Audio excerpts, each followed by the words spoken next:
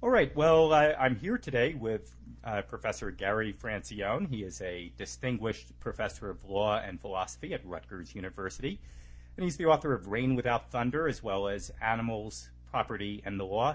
Gary, I'm so happy that you could join me today for this debate, and welcome to the show. Sure. Thank you very much, Eric. I'm glad to be here.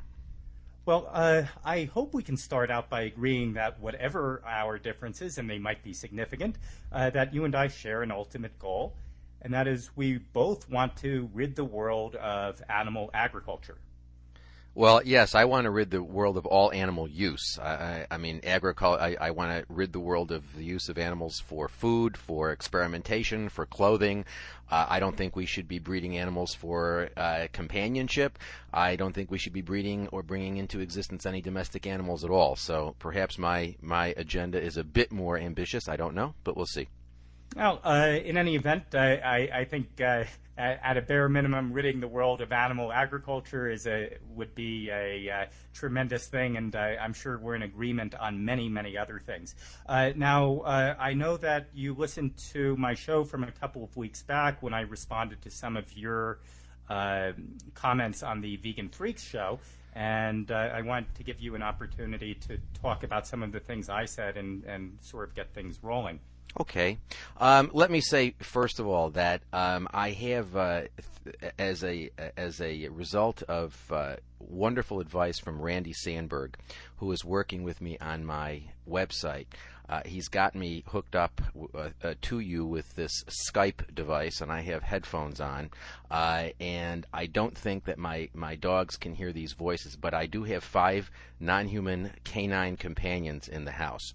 And they're all rescued, and they're all vegans. I want to say that right up front.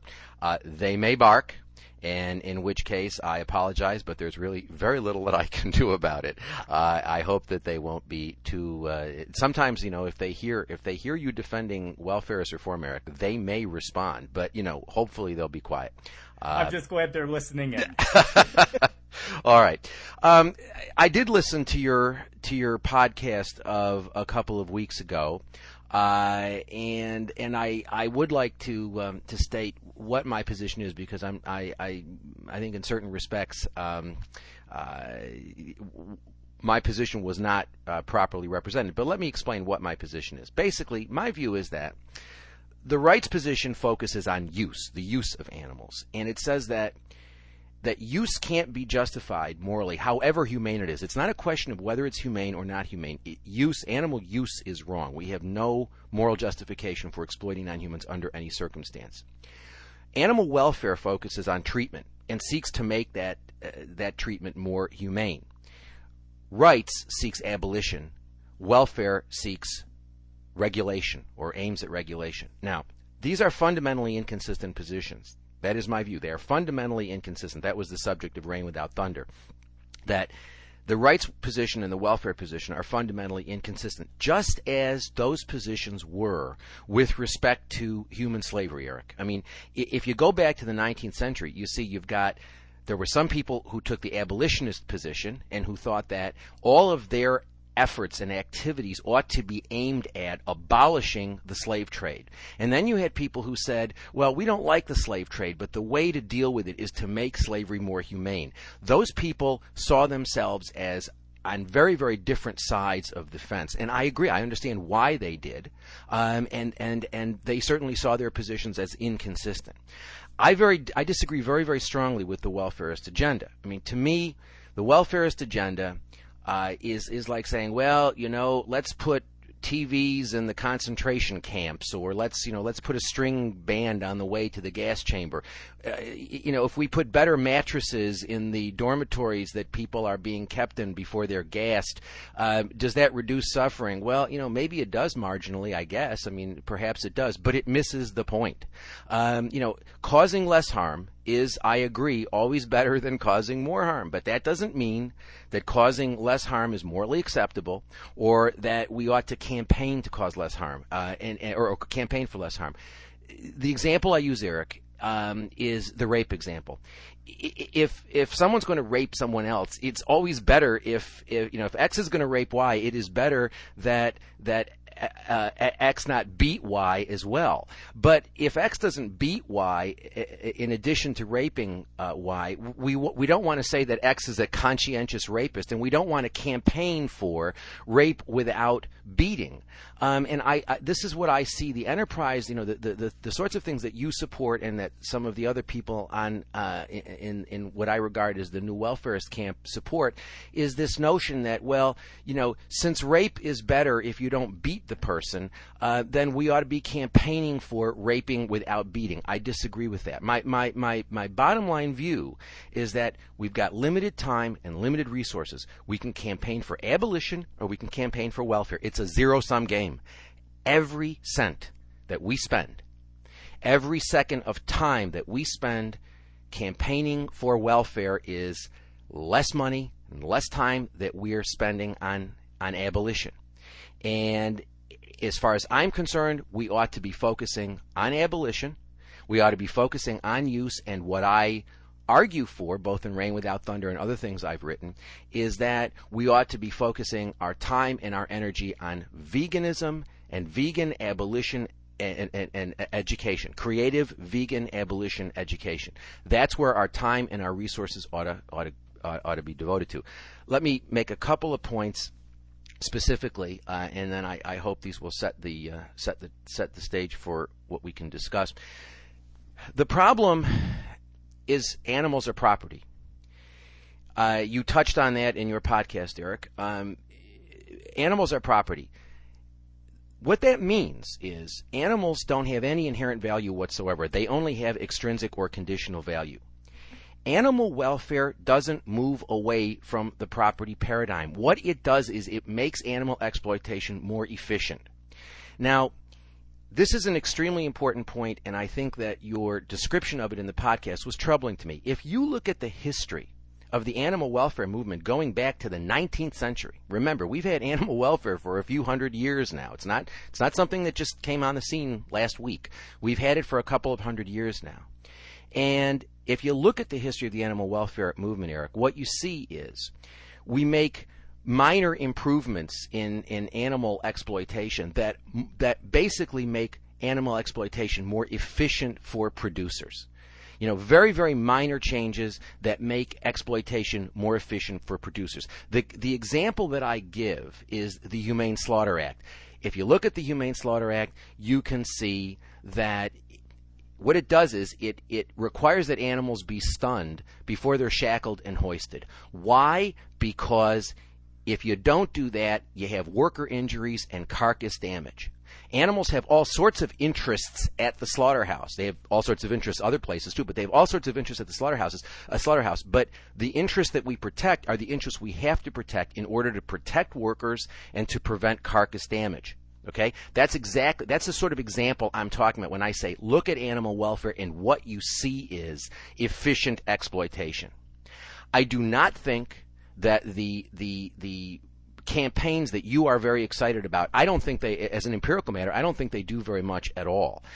For example, the gestation crate campaign, the cage-free egg campaign, to me, that's putting a string band on the way to the gas chamber. I don't see it empirically. You describe these things, I think, as night and day changes between the way animals are exploited. The cage-free system is a night and day change from the battery system. I disagree with you completely as an empirical matter, but we can talk about that. I think that these reforms, Eric, make people feel, and I think that the really insidious consequence of all this is that it makes people feel more comfortable about animal exploitation. And again, we shouldn't be surprised about this.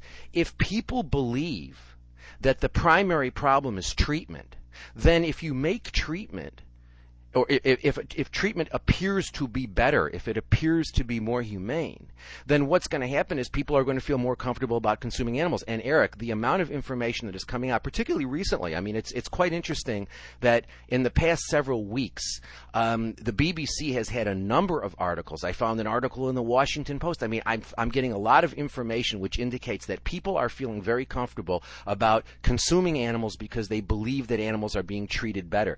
And this is a very very, very troubling consequence of this. And you know, one of the people that you, I think, have a lot of respect for, and you can correct me if I'm wrong, is Peter Singer. And that is, Eric, Peter's position. I mean, Peter doesn't object to animal use per se. He doesn't think that there's anything wrong with killing animals, with the exception of the great apes, because he believes that great apes are cognitively different. They're closer to us, so he thinks that it's more troubling to treat them as replaceable resources. But if you read what Peter says in Animal Liberation, he makes it very clear he doesn't think that it's animal use per se that is problematic. What Peter says in Animal Liberation is it's the treatment of animals that's problematic. And that's why he's behind all of these, you know, he's very supportive of all of these things that you're supportive of, because he believes it results in more humane treatment, and he has actually said that eating animals that are humanely treated and humanely raised and humanely slaughtered is an ethically defensible position. I think it is terrible that someone who is referred to as the father of the animal rights movement is saying that it's a morally defensible position to eat animals that have been, quote, humanely, end quote, raised or slaughtered. I think that's nonsense. I don't think there is such a thing as humane slaughter, and I don't think that these animals are being humanely raised, but I think it's problematic for Peter to be taking that position. And let me just finish up by saying, from what I understand, and please correct me if I'm wrong, but I understand your position to be what I call the new welfarist position. That is, as I understand your position, you're saying, look, Gary, I agree with abolition as well, but I think welfare reform will lead us in the right direction. That's exactly the position that I took in Rain Without Thunder, and the position that I characterized as the new welfarist position. That is the position that welfare will lead us to abolition. And I argued a number of things in Rain Without Thunder, and that I argued, for example, that there are doctrinal problems with that, but there are also important practical problems. We've had animal welfare, Eric, for over 200 years, and it ain't leading to the abolition of anything. We are exploiting more animals today than ever before, and in more horrific ways than ever before. There is no empirical proof whatsoever that welfare reforms lead to abolition. Absolutely none. Let me end by saying this. You used a metaphor, an image in your podcast. You kept on saying, well, what's wrong with our going after the low-hanging fruit? And going after things like the gestation crate, for example. That's low-hanging fruit. What's wrong with that? The problem I have with that is calling it low-hanging fruit suggests that there's no opportunity cost involved in getting rid of it. And I suggest that's wrong. HSUS and other groups spent millions of dollars on the gestation crate campaign. Millions of dollars. It wasn't low-hanging fruit. It wasn't something that there was no opportunity cost associated with getting rid of. They spent millions of dollars to get rid of it. Okay? Now, my position is simple. You take those millions of dollars and you put them into creative vegan abolitionist education, and you're going to get a much better return. I think the gestation crate campaign, I think the word you used in your website was spectacular. I think it's a spectacular failure. Anyway, let's mix it up. Okay, well, you've certainly given me a tremendous amount of stuff to respond to. I guess I want to start with what you said at the very beginning when you said that you regard efforts to ban specific cruelties and efforts to create a totally vegan and exploitation-free society as fundamentally inconsistent. I do. I could not disagree more, and I hope that I won't address that right now, but I hope that over the course of this debate, I can point out how I think specific efforts to ban certain cruelties can be very much to the advantage of everyone who wants to get rid of all animal exploitation. So Eric, let me say, I don't there are things that could be done. There are incremental interim steps that could be taken that might lead, that might be more suited to leading to the abolitionist end. I don't think they are things like the gestation crate or the cage-free egg campaign or any of that sort of stuff. I don't think those things, all those things are going to do is make people feel better about consuming animals, and indeed that's what the empirical evidence shows. Okay, well, we'll discuss them case by case in just okay, a few sure, minutes. Sure. But moving on to a couple of the other things you said, you mentioned Peter Singer. Yes. And the fact that he has called the use of the eating of non-factory farmed animal products as ethically defensible. I think that's a direct quote, actually. Yeah, I'm certain it is. And you know what? I think we're hearing the same quote and having two radically different interpretations of things. Because something can be ethically defensible and still be totally wrong after giving it a careful bit of analysis. No. He says that he can respect people who eat animals who are humanely raised and killed. He says that. That's not a question of a prima facie position which is then rejected. He's saying he thinks that's ethically defensible. I mean, I don't. There's no other way you can interpret that without giving those words a meaning which no English speaker would give them. I'm sorry, but he says ethically defend. I mean, if you'd like, I can go and get the books out and I can read paragraphs to you. But it's very, very clear that Peter says it's ethically defensible. He says that he can respect people who are conscientious about eating animals that have been humanely raised and slaughtered. There's no other way you can. And he calls fanatical people who are scrupulous vegans. So it's not clear to me how you can interpret that except as to what he says, and what he says is quite clear. Well, that's very curious to me because, well, first of all, I don't think that as a native speaker of English, I don't think that ethically defensible is at all synonymous with right. Okay, well, Eric, then I guess you and I are going to have to disagree on what ethically defensible means, and because if somebody says to me that an action is ethically defensible, then what that means is it is an action which can be morally justified. And that's what it's synonymous with. And to say that something can be morally justified, but it's not right, I'm sorry. I mean, go ahead. I'm sorry. If you want to take that position, that's fine. But I mean, Peter makes it very clear he does not think that animals have an interest in continuing to live, for example. And in that sense, he's no different from Jeremy Bentham, who took the position. I mean, because as you know, Singer's views are very similar to those of Bentham's, and Bentham made it very clear that animals did not have an interest in continuing to exist. They didn't care that we used them. They only care about how we use them, and that is exactly how I would describe Peter's position. He does not think that animals care that we use them, with the possible exception of the great apes. And he does. I think in ethics, in practical ethics, I think he mentions dolphins. Although I don't know I don't remember 100%. I know he talks about great apes in the Great Ape Project as having an interest in continued life. But he doesn't think that animals who are not great apes and don't have cognition sufficiently similar to humans, he doesn't think that they have an interest in continuing to live. He believes they're replaceable resources. I mean, he actually says that. So I mean, with all respect, Eric, I know Singer's philosophy quite well. I've written about it quite extensively, indeed, in not only Rain Without Thunder, but in Introduction to Animal Rights. And I will forgive you now for not mentioning that book when you mentioned my other books. I'll forgive you. But I've read it. I've written about it extensively, and it's very clear that he takes the position that it's perfectly all right to use animals if you accord them the treatment that he believes is required.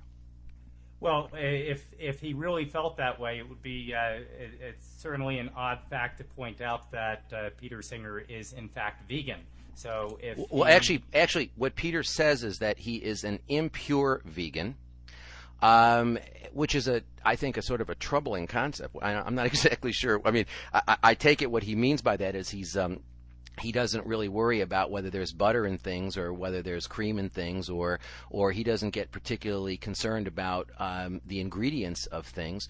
But he also says, Eric, quite clearly, he says that he thinks that veganism is probably the way to go, but because he believes that it's very, very difficult to ensure that animals have been treated humanely. But again, that's a contingent, conditional thing for him, Eric. I mean, that's linked to whether or not, I mean, it's a factual question as to whether or not the animals have been treated properly. If the animals have been treated properly, then he has no per se objection to animal use. I mean, that's very clear, Eric. That's very, very clear in Singer's philosophy. I could give you all sorts of citations for that. And indeed, a number of them appear not only in my books, but they appear in some of the essays that I've written at the blog that I have attached to my website. Okay, well, perhaps we can email him after this discussion and see if he can chime in on some of the things that you and I just said. I had suggested to you when you asked me about the debate, I had suggested, why didn't you have Peter on? I think it'd be terrific to have Peter on, and he could answer some of these things himself. So I'm more than happy. You can email him, you can bring him on, call him up right now, and have him come and talk to us. Okay, I think that's a super idea. Okay, moving forward to some of the things that you said at the very beginning, I guess I want to end up with taking a quick look at what you said, that essentially we've had animal welfare for 200 years, and, it's really not accomplishing a whole heck of a lot. No, it's not. Well, I think here it's very important that we distinguish animal welfare efforts of 100 years ago and 50 years ago and even 20 years ago from the animal welfare efforts that are taking place today. For example, 100 years ago, from what I've been able to see in my reading, virtually all animal welfare that took place was on behalf of dogs and cats, and certainly farmed animals were very far down the list relative to today. But more importantly than that. But Eric, remember something. 100 years ago, we didn't have factory farming. So I mean, the worst, the very worst institutional practice came into being at a time when animal welfare concerns were quite high. I mean, and I would disagree with. I mean, we certainly did have, at the time that animal welfare, that factory farming was coming into being in the 1940s and 50s, there was a quite a strong movement that resulted in the Humane Slaughter Act of 1956. So I mean, that was. Go ahead. I'm sorry, but I mean, I disagree with you. I think factually you're just wrong.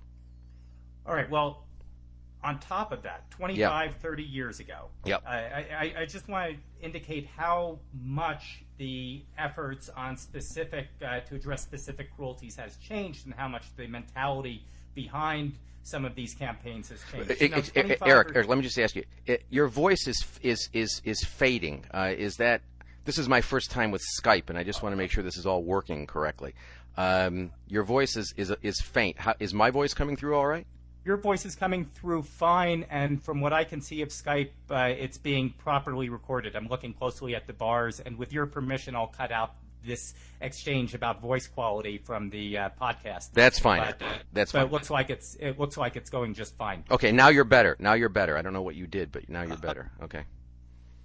The other thing I want to say is that even 25 or 30 years ago, when the Humane Society of the United States met for one of their big meetings, or the ASPCA would get together, just 25, 30 years ago, the primary thing served to everyone there. And you're talking about all of the executive leadership of these organizations. They would get together and sit down and have steaks. So, what we've seen. What do they eat now? Well, to my understanding, and I whenever any of the big traditional animal welfare groups get together, I'm specifically talking of HSUS, I believe they have a strict vegan policy on meals on dining related to events. So that to me suggests a radical change. Well, Eric, yeah, I think it's great. If in fact what you say is accurate, I think that's fine. I remember being invited to the Summit for Animals in the early 1990s, and I complained about the fact that there was milk on the table, and I was told that that was I guess fanatical thing to be concerned about. So to the extent that HSUS is in fact having a strict vegan policy at all of their official events, I think that's great. But like in the grand scheme of things, so what? I mean, is that really what progress is? I mean, is that what progress is? That HSUS has vegan meals? I mean, yeah, it's better than that they have, but I mean, let's talk about the campaigns. Let's talk about the Gestation Crate campaign. Let's talk about the Cage-Free Egg campaign. Where are those things going? What are those things doing? How much are they costing? And let's talk about that. But, it's not just the vegan meals. It's the fact that, 20, 30 years ago, that group and most of the big ones was being run by meat eaters. Today, we have HSUS being run by a committed vegan who, clearly has a much larger agenda than winning incremental reforms. I mean, the incremental reforms are in my eyes, part of a much bigger picture here. So let's talk about some of those. If you're saying that Wayne Pacelle ultimately wants abolition, I'm not questioning that. That may be true, that may not be true, but again, that goes to my whole position about new welfarism. It is my position that things like the Gestation Crate campaign and cage-free eggs don't lead to abolition. All they do is make exploitation more efficient, they make it more acceptable, and they don't depart from the property paradigm. If we're ever going to have abolition, we're going to have to get rid of the property status of animals, and these incremental changes are not departing from the property paradigm, they're reinforcing it. Well, I could not agree more, and I think all the evidence comes down that welfare reforms make animal agriculture less efficient, not more efficient. Let me talk a bit about that. Sure. Now, there's no doubt that the better you care for an animal and the more space you give that animal and the better the food and the better the veterinary care, the better that animal will grow, the better that animal will perform, etc. So there's no doubt that quality care at every step of the way will yield the best results per animal if you're in the business of raising animals. There's simply no doubt about that. But that's where I think this suggestion you have that welfare reforms act in the best interest of animal agriculture, it really takes a wrong turn, because while better treatment does result in better yields, the reality is that most specific improvements that you can initiate for the animals in terms of them suffering less, eating better, receiving better care, more space, etc. Most of those improvements, while they do indeed produce better yields, the enhancements in yield that you get are trivial compared to the cost. And that's Eric. I understand. Okay, go ahead. I have two more sentences, and that is exactly why animal agriculture fights tooth and nail against even the most reasonable and cheap reforms. We've seen it in the gestation crate cases in Florida and Arizona. You were talking about how HSUS put millions of dollars into those campaigns. I don't know what they spent, but I do know that animal agriculture interests, all the factory farm interests in Arizona, combined to put in more than $2 million in their failed attempt to defeat the Arizona Gestation Crate Initiative. And I think that speaks volumes. Okay. All right. Let's talk about that, Eric. That's fine. I'm happy to talk about that.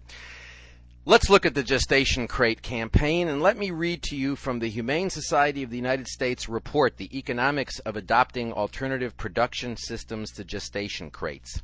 This is a quote, "In Europe, more than 4 million sows are raised in group housing. In its review, the SVC, that's the committee in Europe, concluded since overall welfare appears to be better when sows are not confined, sows should preferably be kept in groups. The report notes that when sows are housed in groups rather than in crates, sows have more exercise, more control over their environment, more opportunity for social interaction, etc. As a consequence, group housed sows show less abnormality of bone and muscle development, much less abnormal behavior, less likelihood of extreme physiological response, less of the urinary tract infections associated with inactivity, and better cardiovascular fitness. Sow, and this now key point. Sow productivity is higher in group housing than in individual crates as a result of reduced rates of injury and disease, earlier first estrus, faster return to estrus after delivery, lower incidence of stillbirths, shorter farrowing times. Group systems employing ESF, which is the electronic sow feeding, are particularly cost effective. These systems are being widely adopted in Europe, and their welfare advantages have been well documented in scientific reviews. The entire HSUS campaign was based on the fact that the European study showed, which they did, that alternatives to gestation crates were economically efficient. They increased the productivity of these animals, and they increase producer profit. And HSUS is exactly right on that. The Europeans understood that. They've understood that for a while, and HSUS basically is acting as an advisor to the American pork industry, saying, come on guys, you ought to come along with this because it's going to be economically better for you. And that was exactly the argument that they made. I am reading it from their own report. Now, you ask a question about why is it that producers object to these things if in fact they're economically efficient. That's an interesting question. Let me explain it to you. It is a well-known phenomenon in terms of organizational behavior. Organizations, institutions always reject regulation because there's always, if they don't spend some resources to fight regulation, then there's always the possibility that there will be further regulations that they don't want. So institutions, regulated institutions, almost invariably will spend money to fight things even if they don't really care about them. Let me give you an example. When I started teaching at the University of Pennsylvania many years ago in the 1980s, and I remember when the 1985 amendments to the Animal Welfare Act were being proposed, which I thought were a disaster, and other people in the movement thought, well, this is a great step in the way of incremental reform, and this will get us to the abolition of vivisection. Well, we now see 15 or 20 years later, I guess it's 20 years, isn't it? 21 years later, it hasn't gotten us any closer to the abolition of vivisection. Indeed, I think the 1985 amendments to the Animal Welfare Act were a complete disaster for animals. However, the Animal Welfare Act amendments of 1985 required that there be an animal care committee that was going to be reviewing animal experimentation. And the biomedical community was fighting this. And I remember talking with people both at NIH and at the University of Pennsylvania and saying to them, look, why are you guys fighting this? Because in the end, you're going to be able to point to these institutional animal care and use committees and say, we regulate vivisection the same way we regulate human experimentation, which is actually false. But that's exactly what they argue. That's exactly what they argue. They say, oh, well, we're very, very regulated. We have animal care committees just like we have human experimentation committees. So I said to them, why are you fighting? I had a conversation with William Raub, who was then the head of the Office of Protection from Research Risks at NIH. And I remember Raub saying to me, Gary, we fight anything you people suggest, because if we don't fight anything that you people suggest, even if we don't really care about what you're proposing at any particular time, you're going to come back and you're going to propose things down the line that we might not like. So we've got to make sure that we impose an opportunity cost on you every time you you seek to make a change, we've got to fight that, because if we don't, you might come back and seek more pervasive changes that we don't like. So that is a well-known feature of organizational behavior. And actually, I've studied this, and there's a literature on it out there, that industries will oppose regulation even if they don't think it is particularly onerous or problematic regulation, because if they don't impose an opportunity cost on the people proposing the regulation, they might face more pervasive regulation down the line. I would also say this to you. With respect to the factory farming issue particularly, factory farming developed in the 1940s and 50s, and it was thought that was a more efficient way, economically efficient way of raising non-humans that we're going to eat. It is now becoming clear that a lot of the practices of factory farming are not economically efficient.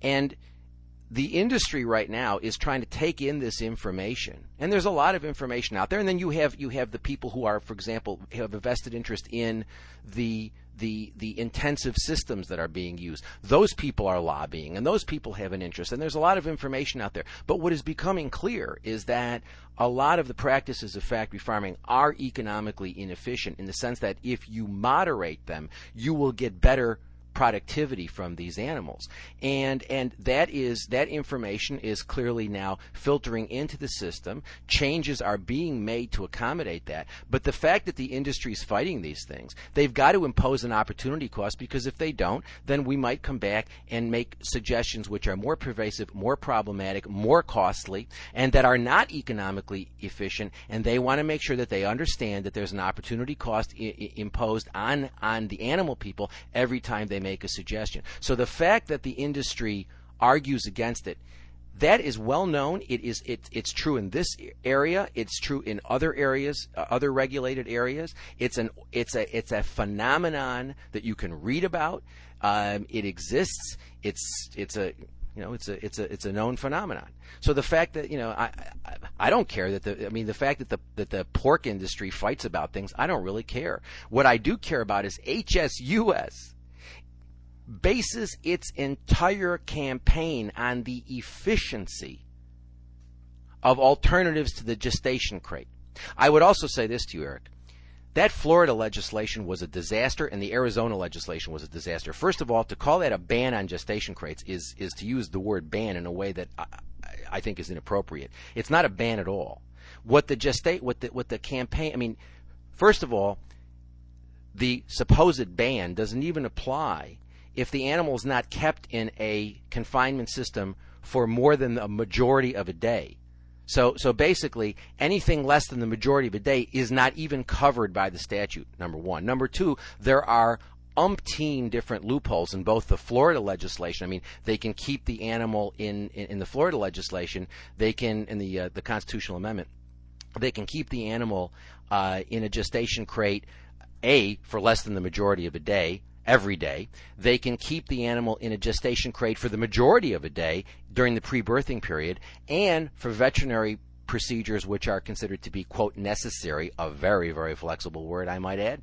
And the Arizona legislation is in certain ways even worse, because it only applies, from what I can see, to the gestation period. But it also has all these loopholes, and it defines the covered confinement systems to be those in which an animal is kept for more than a majority of a day.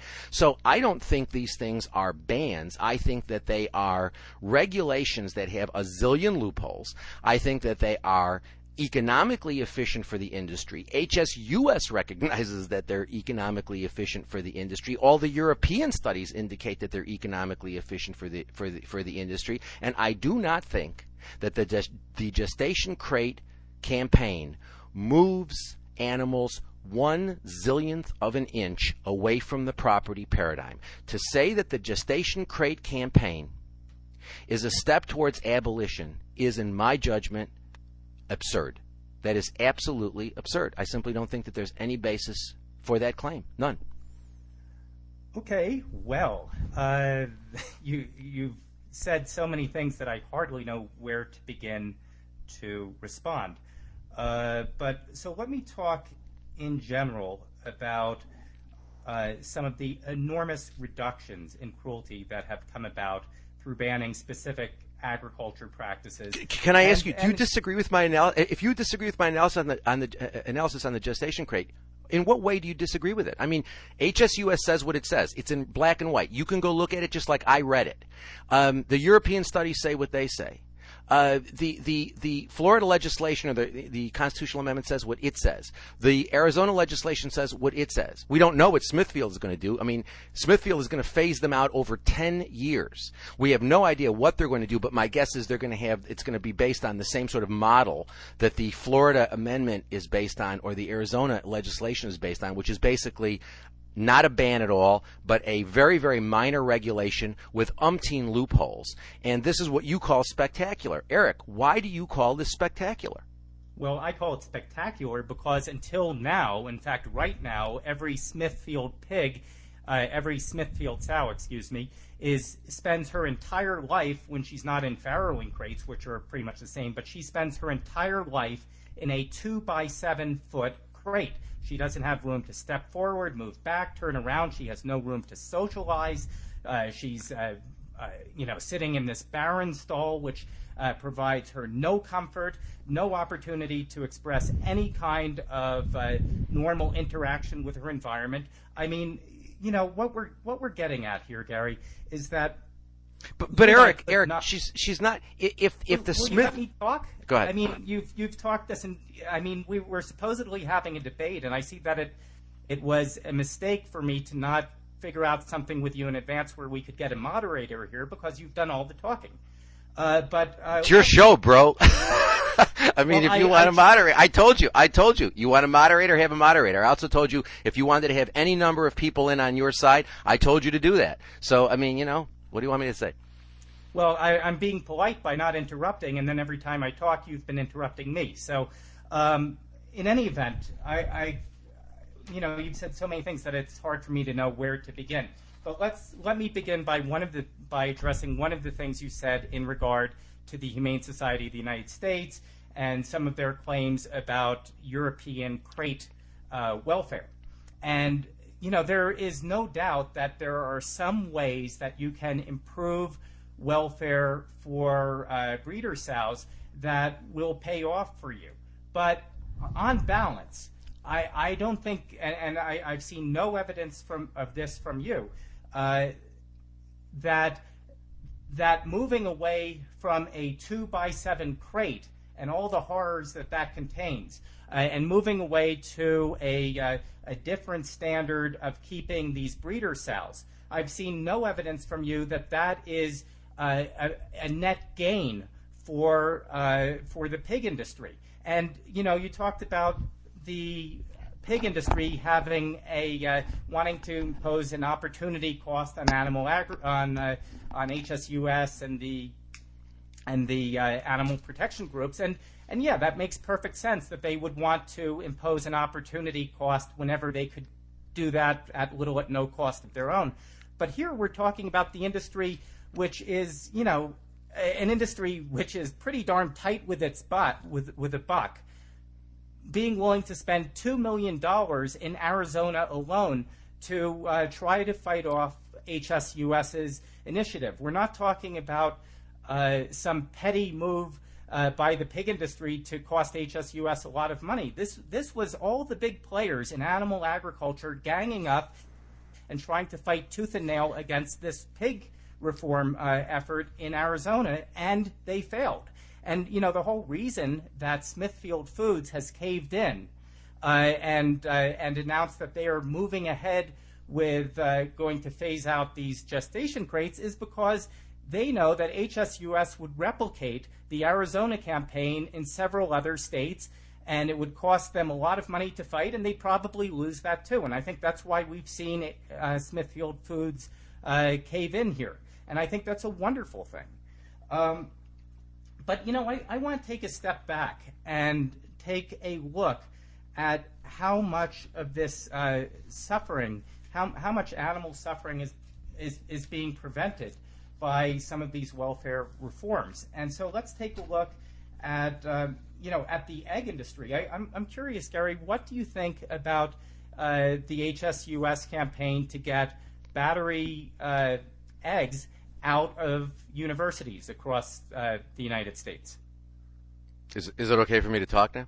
Yes, I'm inviting you to talk. So yes, please. Okay, let me say, first of all, with respect to the 2 million, I mean, I'm assuming that the number that you're giving is right about what the industry spent in Arizona, and the idea that $2 million for the pork industry is a lot of money is silly. It's pocket change. Number one. Number two, you said that that these advances would really help pigs. Again, I think empirically you're wrong. The bottom line is, under the Florida amendment and under the Arizona law, we do not know what Smithfield is going to do, and whatever they're going to do, it's not going to happen for 10 years anyway. The legal rules are clear. They can keep these animals in gestation crates for 11 hours and 59 minutes a day. It only applies to confinement systems in which the animals are kept for more than a majority of the day, number one. Number two, there are umpteen loopholes that allow them to keep them in a confinement system like a gestation crate for the entire day. So I disagree with you empirically that in fact these supposed advances are in any way keeping animals out of gestation crates in the way that you're suggesting. Now you've asked about the egg campaign. Well, that's another one that I don't have a whole lot of that I think is sort of silly. I mean, first of all, I'm looking at the HSUS definition of cage-free. Cage-free are uncaged inside. Eggs labeled as cage-free are uncaged inside barns or warehouses, but generally do not have access to the outdoors. They have the ability to engage in many of their natural behaviors, such as walking, nesting, and spreading their wings. Debeaking and forced molting through starvation are permitted. There is no third-party auditing. Now, I'm looking at an article from the Daily Mail in London, January 23rd, 2007, an article about how Glenrath Farms in Scotland has 25,000 birds in a 150-yard long shed. Eric, if you think that that is an advance over battery cages, I most respectfully disagree with you. You've got a zillion animals in cages. You take them out and you stick them on the floor. They're still walking on each other. They still have absolutely no space. They're still cannibalizing each other. I do not think that it is in any way a significant advance over battery cages. I am looking at Satya magazine from October 2006, an article written by Casey Mell and Jason Tracy of the, I probably have this wrong, the Omani Farm Animal Sanctuary. Casey says, over the past 10 years, Jason and I have been in numerous factory and family farms, many that boasted cage-free conditions. Actually, the cage-free facilities were by far the most horrific. The most horrific. I am looking at an email that I received from someone who visited one of these cage-free facilities. Let me read this to you. I walked into piles of dead birds in ghastly endless shed filled with screaming hens, a contractor with a gas mask on and a smell to knock you off your feet to come face to face with the best job free-range factory farming could possibly do. It wasn't pretty. She goes on and on for pages about how factory farm and cage-free are abominable. Let me say this to you, Eric. I would really like you to talk to your friends at HSUS and get me permission to go to one of these cage-free facilities because, you know, I've been trying to get information on cage-free facilities, and it's very, very difficult to get to get permission to go to visit these places, to take photographs in these places.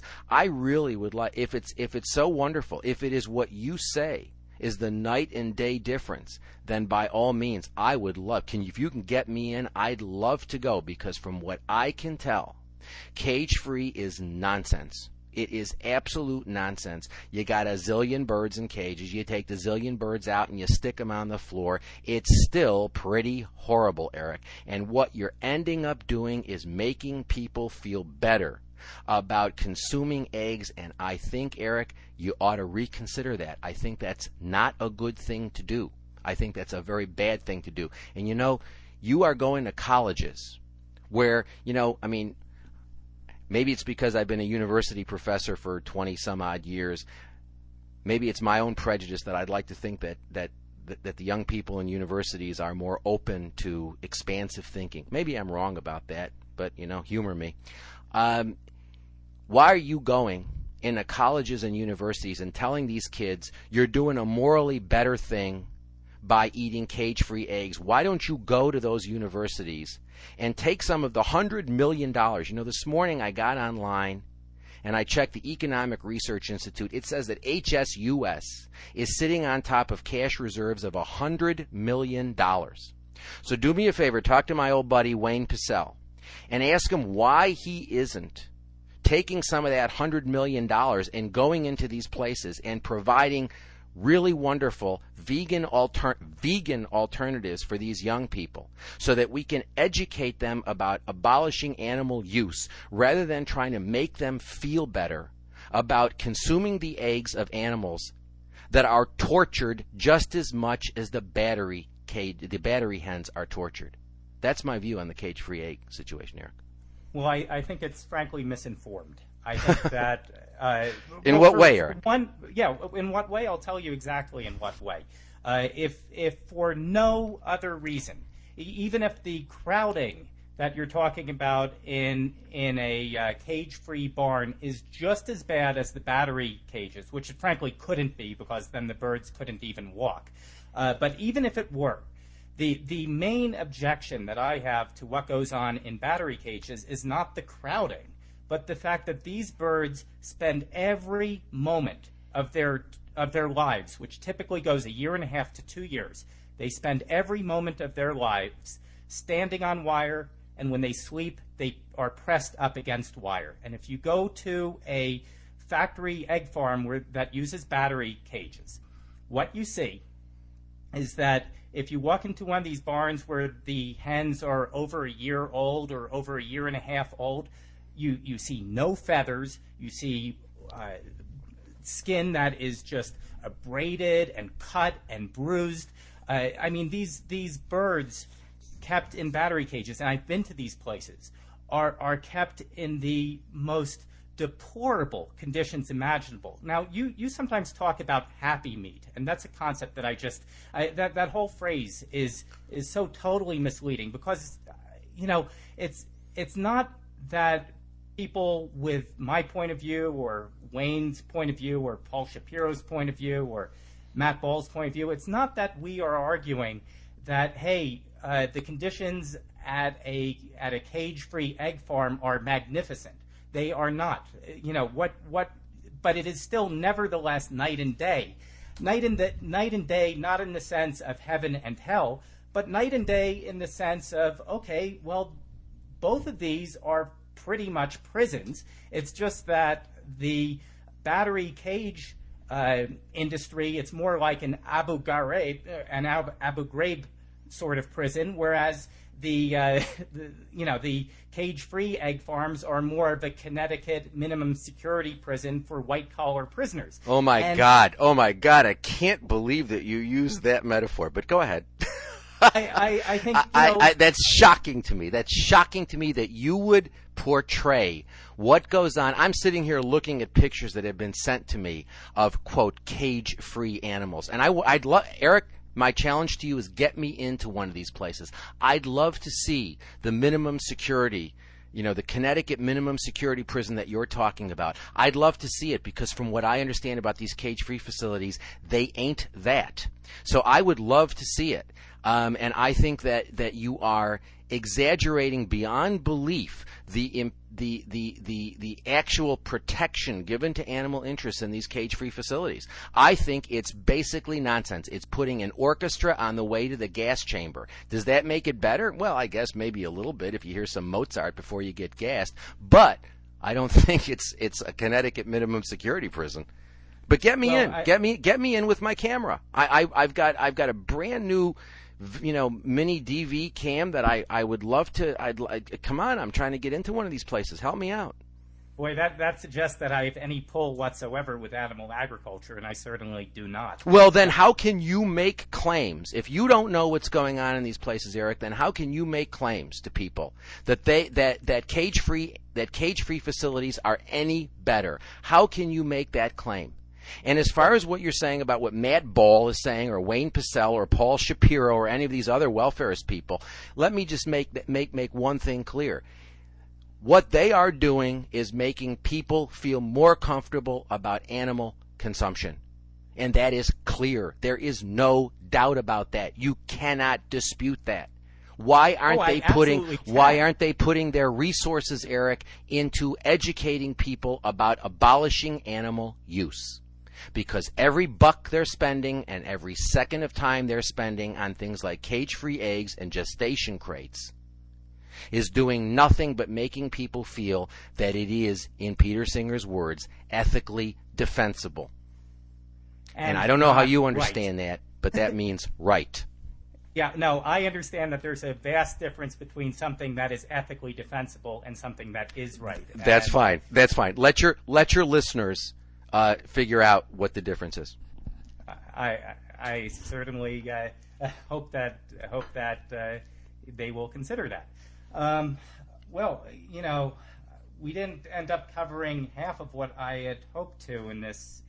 Oh, we can keep going. I went to see Amazing Grace last night, Eric. Oh, okay. Because I thought this would probably go long.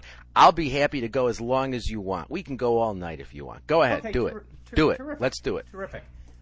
Hey, can you hang on for just 1 second because I do need some water? Sure. Oh, I'll be right back.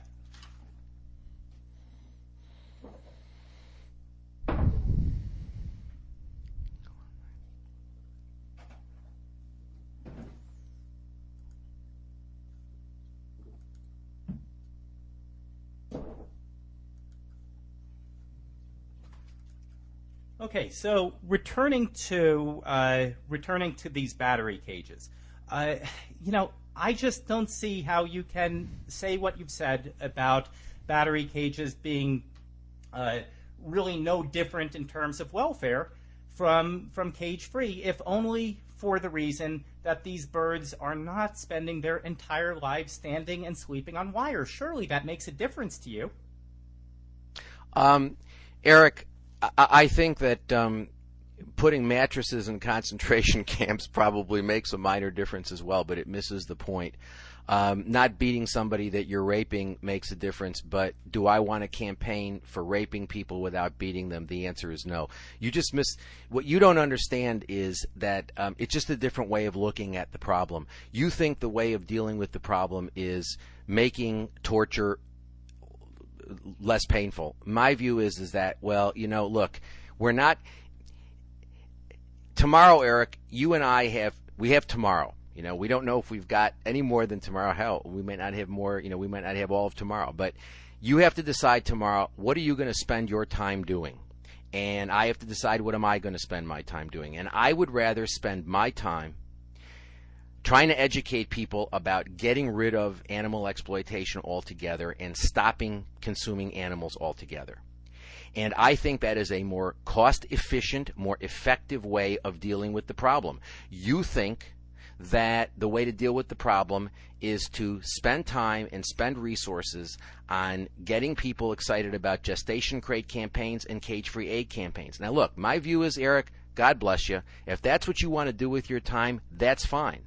But I don't see that as being, A, consistent with the philosophy of abolition, and B, practically effective, and C, I think it's counterproductive because I think it's making people engage in more exploitation. So I don't view it that way. So my view is I will spend my time educating people about veganism and about abolition, and you will spend your time focused on cage-free eggs. I will talk to college students and say, stop eating eggs. You will talk to college students and say, you're a good person if you eat these cage-free eggs.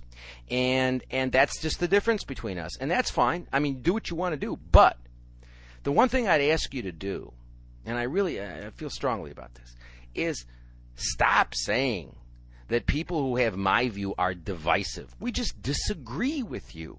I think what you're doing is wrong. You think what I'm doing is wrong. Okay, fine.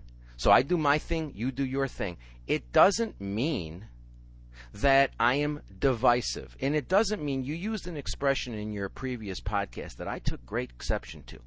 You said I was a fundamentalist, which I thought was a very, very Bush-like cheap shot, trying to associate the abolitionist position with reactionary, with very, very problematic religious views.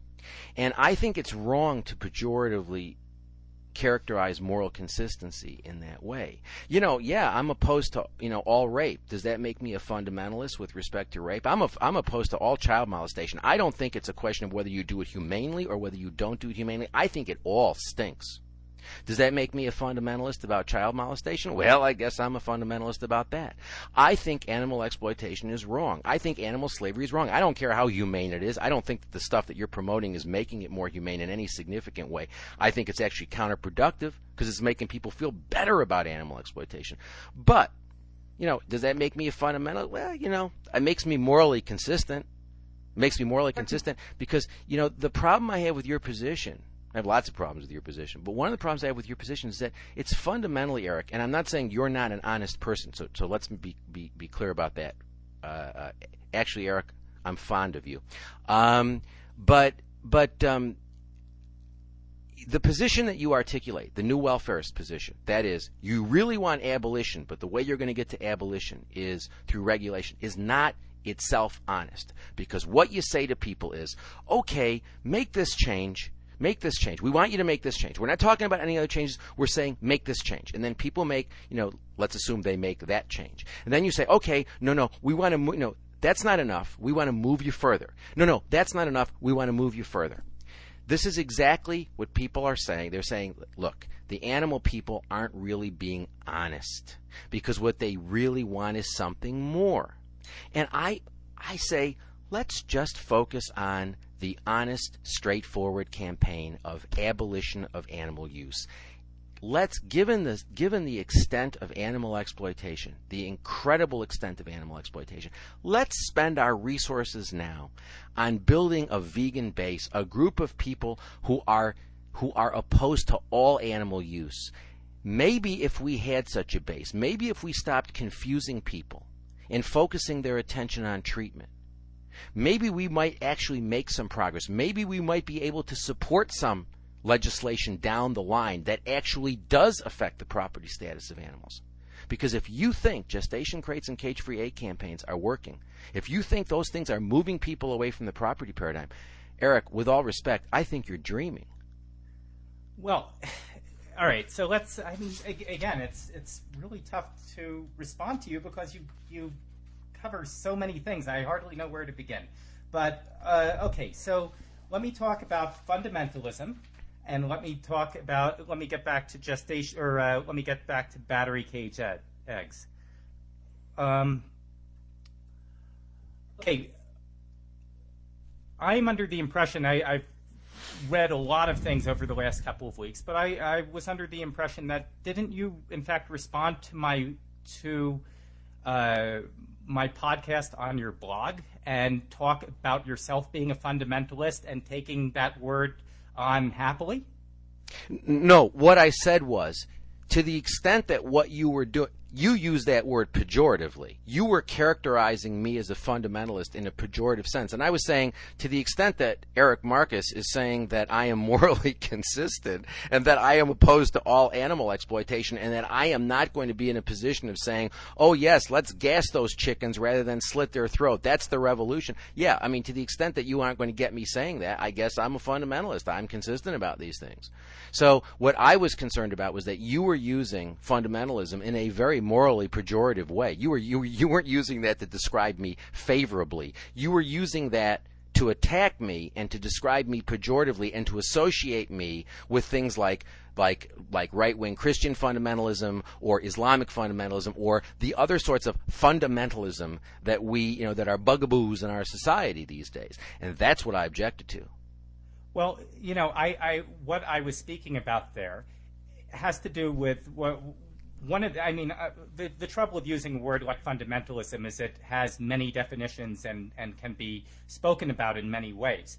But the point I was trying to get across, and I feel this strongly about your work and how you frame some of your points, is that when you speak about, I think that you tend to be needlessly dividing the world up between people who do things your way and people who, to one extent or another, embrace some of the welfare causes.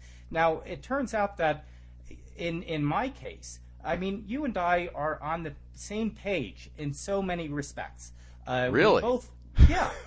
We both absolutely believe that animals are not property. We both absolutely believe that we would like a world where animal exploitation does not exist. We could not be in greater agreement, and more to the point, I spend a great deal of my time, in fact, the overwhelming majority of my time, I think, doing things that will convince people to go vegan and things that I think could in under your framework be labeled purely abolitionist.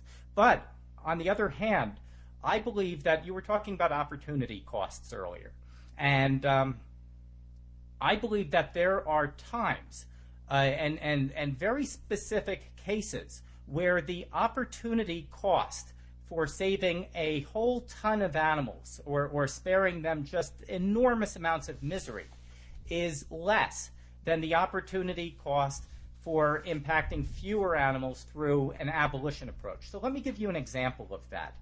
Let me talk about what I think is a fantastic way for people to spend time in activism, and I think this is something that a sort of activism you would be nearly 100% behind, and that is passing out vegan-oriented literature to university students. And you know,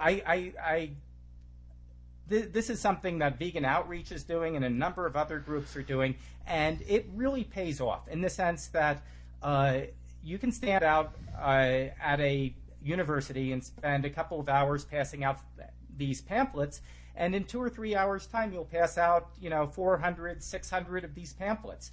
And people actually, most of them get thrown away, most of them don't get read, but I don't know, 1 or 2% actually get read by people who are then willing to make some significant changes to their diet. And the expense of these pamphlets and the amount of time it takes to get these pamphlets into people's hands has a real payoff.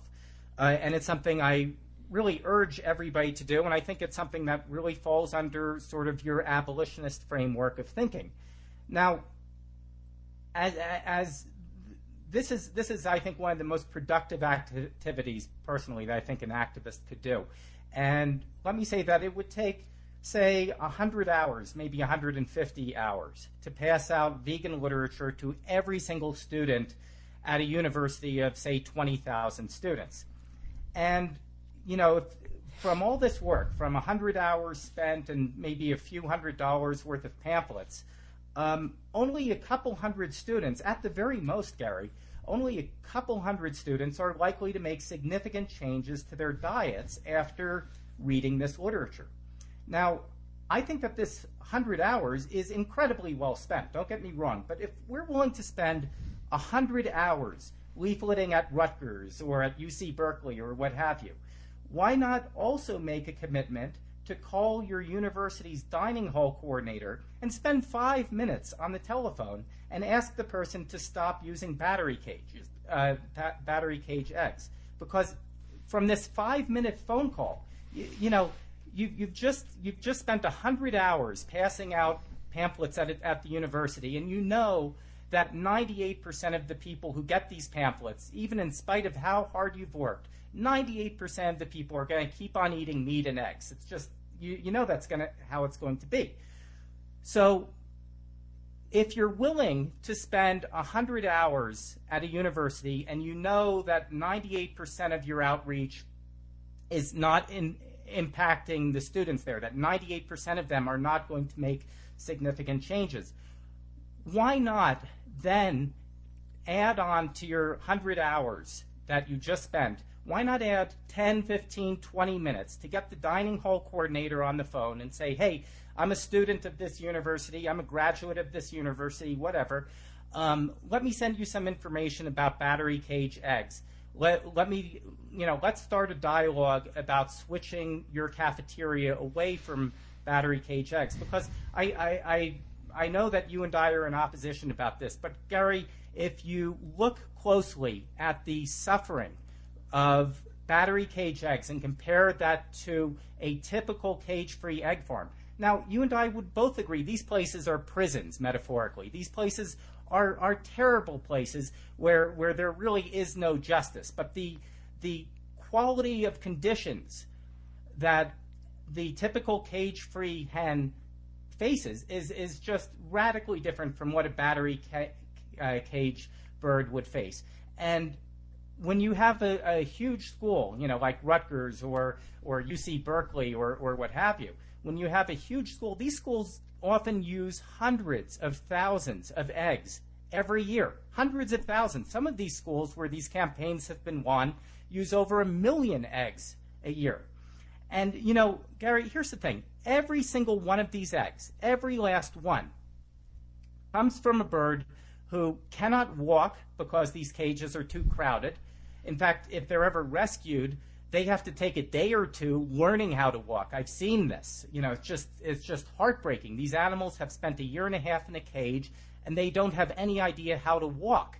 They are just bruised and battered beyond belief from their cage mates and from rubbing against wire, etc. And every single one of these eggs, which you've already passed out 20,000 flyers at this hypothetical university and changed only 1 or 2% of the students. So 98% of these students are going to continue eating eggs. Why not make sure that a university that uses 100,000, 200,000, 300,000 eggs, every single one of these eggs comes from a bird who is in a battery cage for about 30 hours to lay just one egg. So if we have an opportunity to eliminate, to switch over to cage-free and get these birds off of the wires and ameliorate some of the crowding, if we have the opportunity to do that, and the opportunity cost isn't spending 100 hours passing out leaflets, it's 20 minutes on the phone with the dining hall coordinator, why not take that? You want me to answer now? Yeah, please. Okay. Eric, let me ask you a question. Have you ever been in one of these cage-free egg farms? I have not. I have seen pictures of them, and I have been to battery cage farms. I've been to battery cage farms, Yeah. and I've seen pictures of cage-free egg farms, and they are horrible. Absolutely, positively horrible. And I don't know that I would describe a cage-free egg farm as anything more than a concentration camp with a string band on the way to the gas chamber. That's how I would empirically describe those situations in terms of the analogies. So you haven't been to one. I haven't been to one. I'd like to go to one.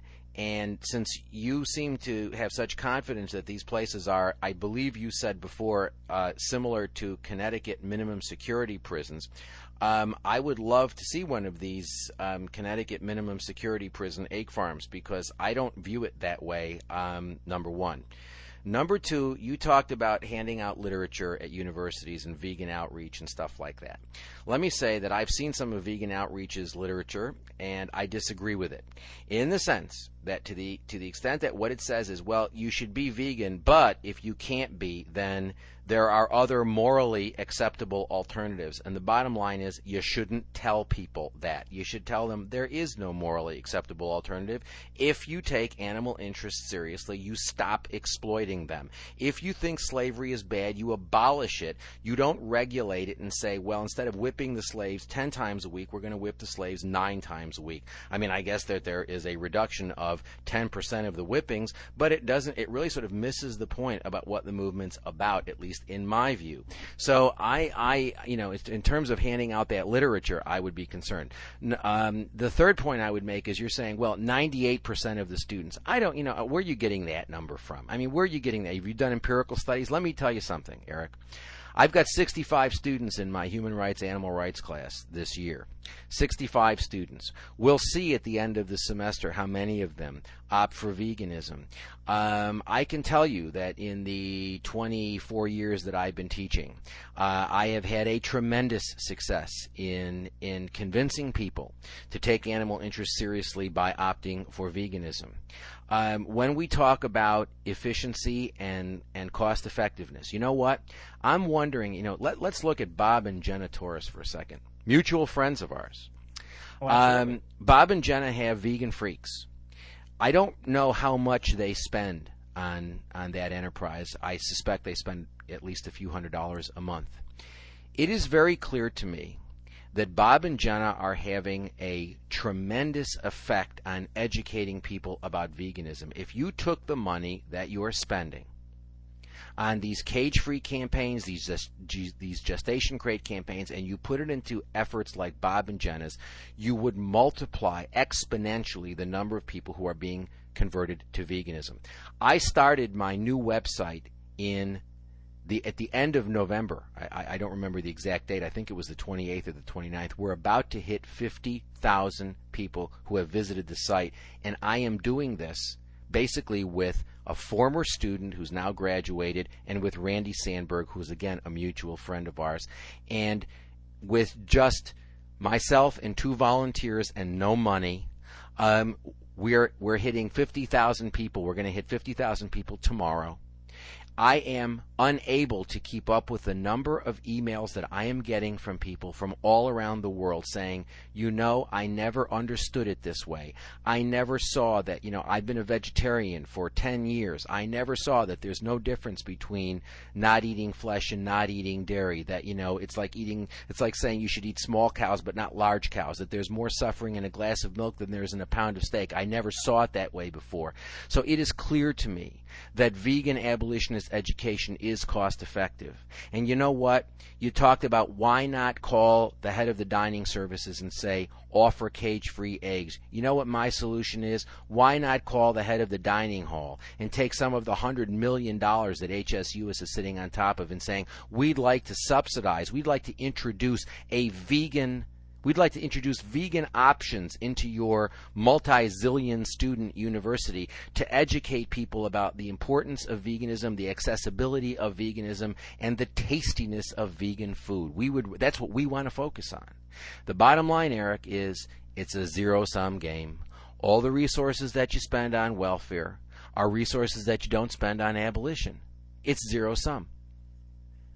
Oh, we are in absolute agreement. I think where we disagree is that I think there are occasions, such as this battery egg campaign, where your dollar and time goes a lot further, much, much further, in preventing suffering than an equivalent effort that is abolition-oriented. But Eric, let me respond to this idea you just had about approaching the dining hall coordinator and asking for vegan options. I think that's great too. I think you and I are absolutely on the same page about that.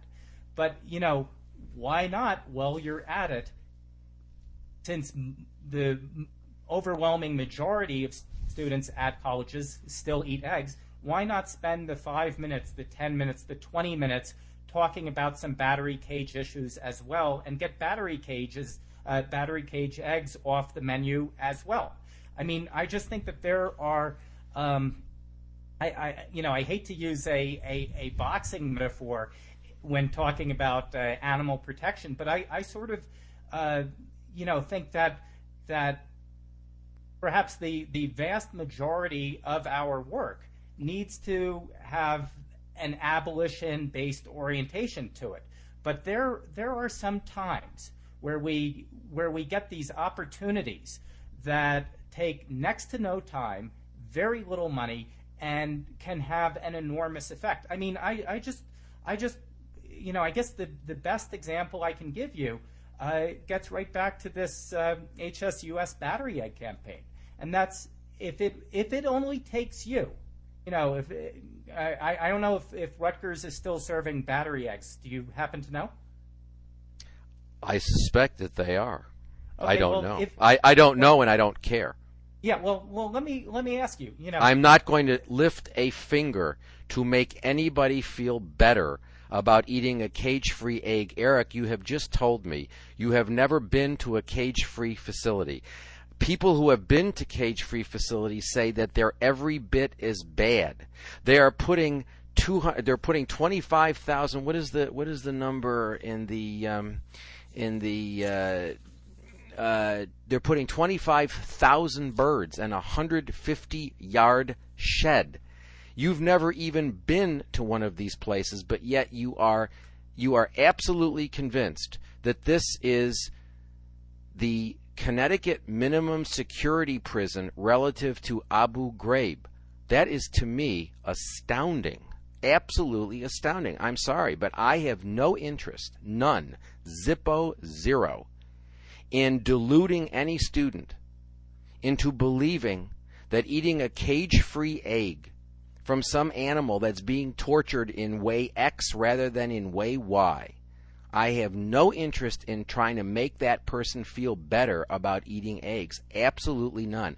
I don't think it matters a damn bit to the birds. I think they're tortured in one situation and they're tortured in the other situation. I don't think it makes a damn bit of difference. I really don't. Not to the bird. I'll tell you who it makes a difference to. It makes a difference to HSUS that is plugging this nonsense and making, $60 million a year in revenues and sitting on top of $100 million? Yeah, I think it makes a difference to them. They need these sorts of, quote, victories, end quote, in order to keep the cash flow coming in. I don't think it makes a bit of difference to the birds, Eric.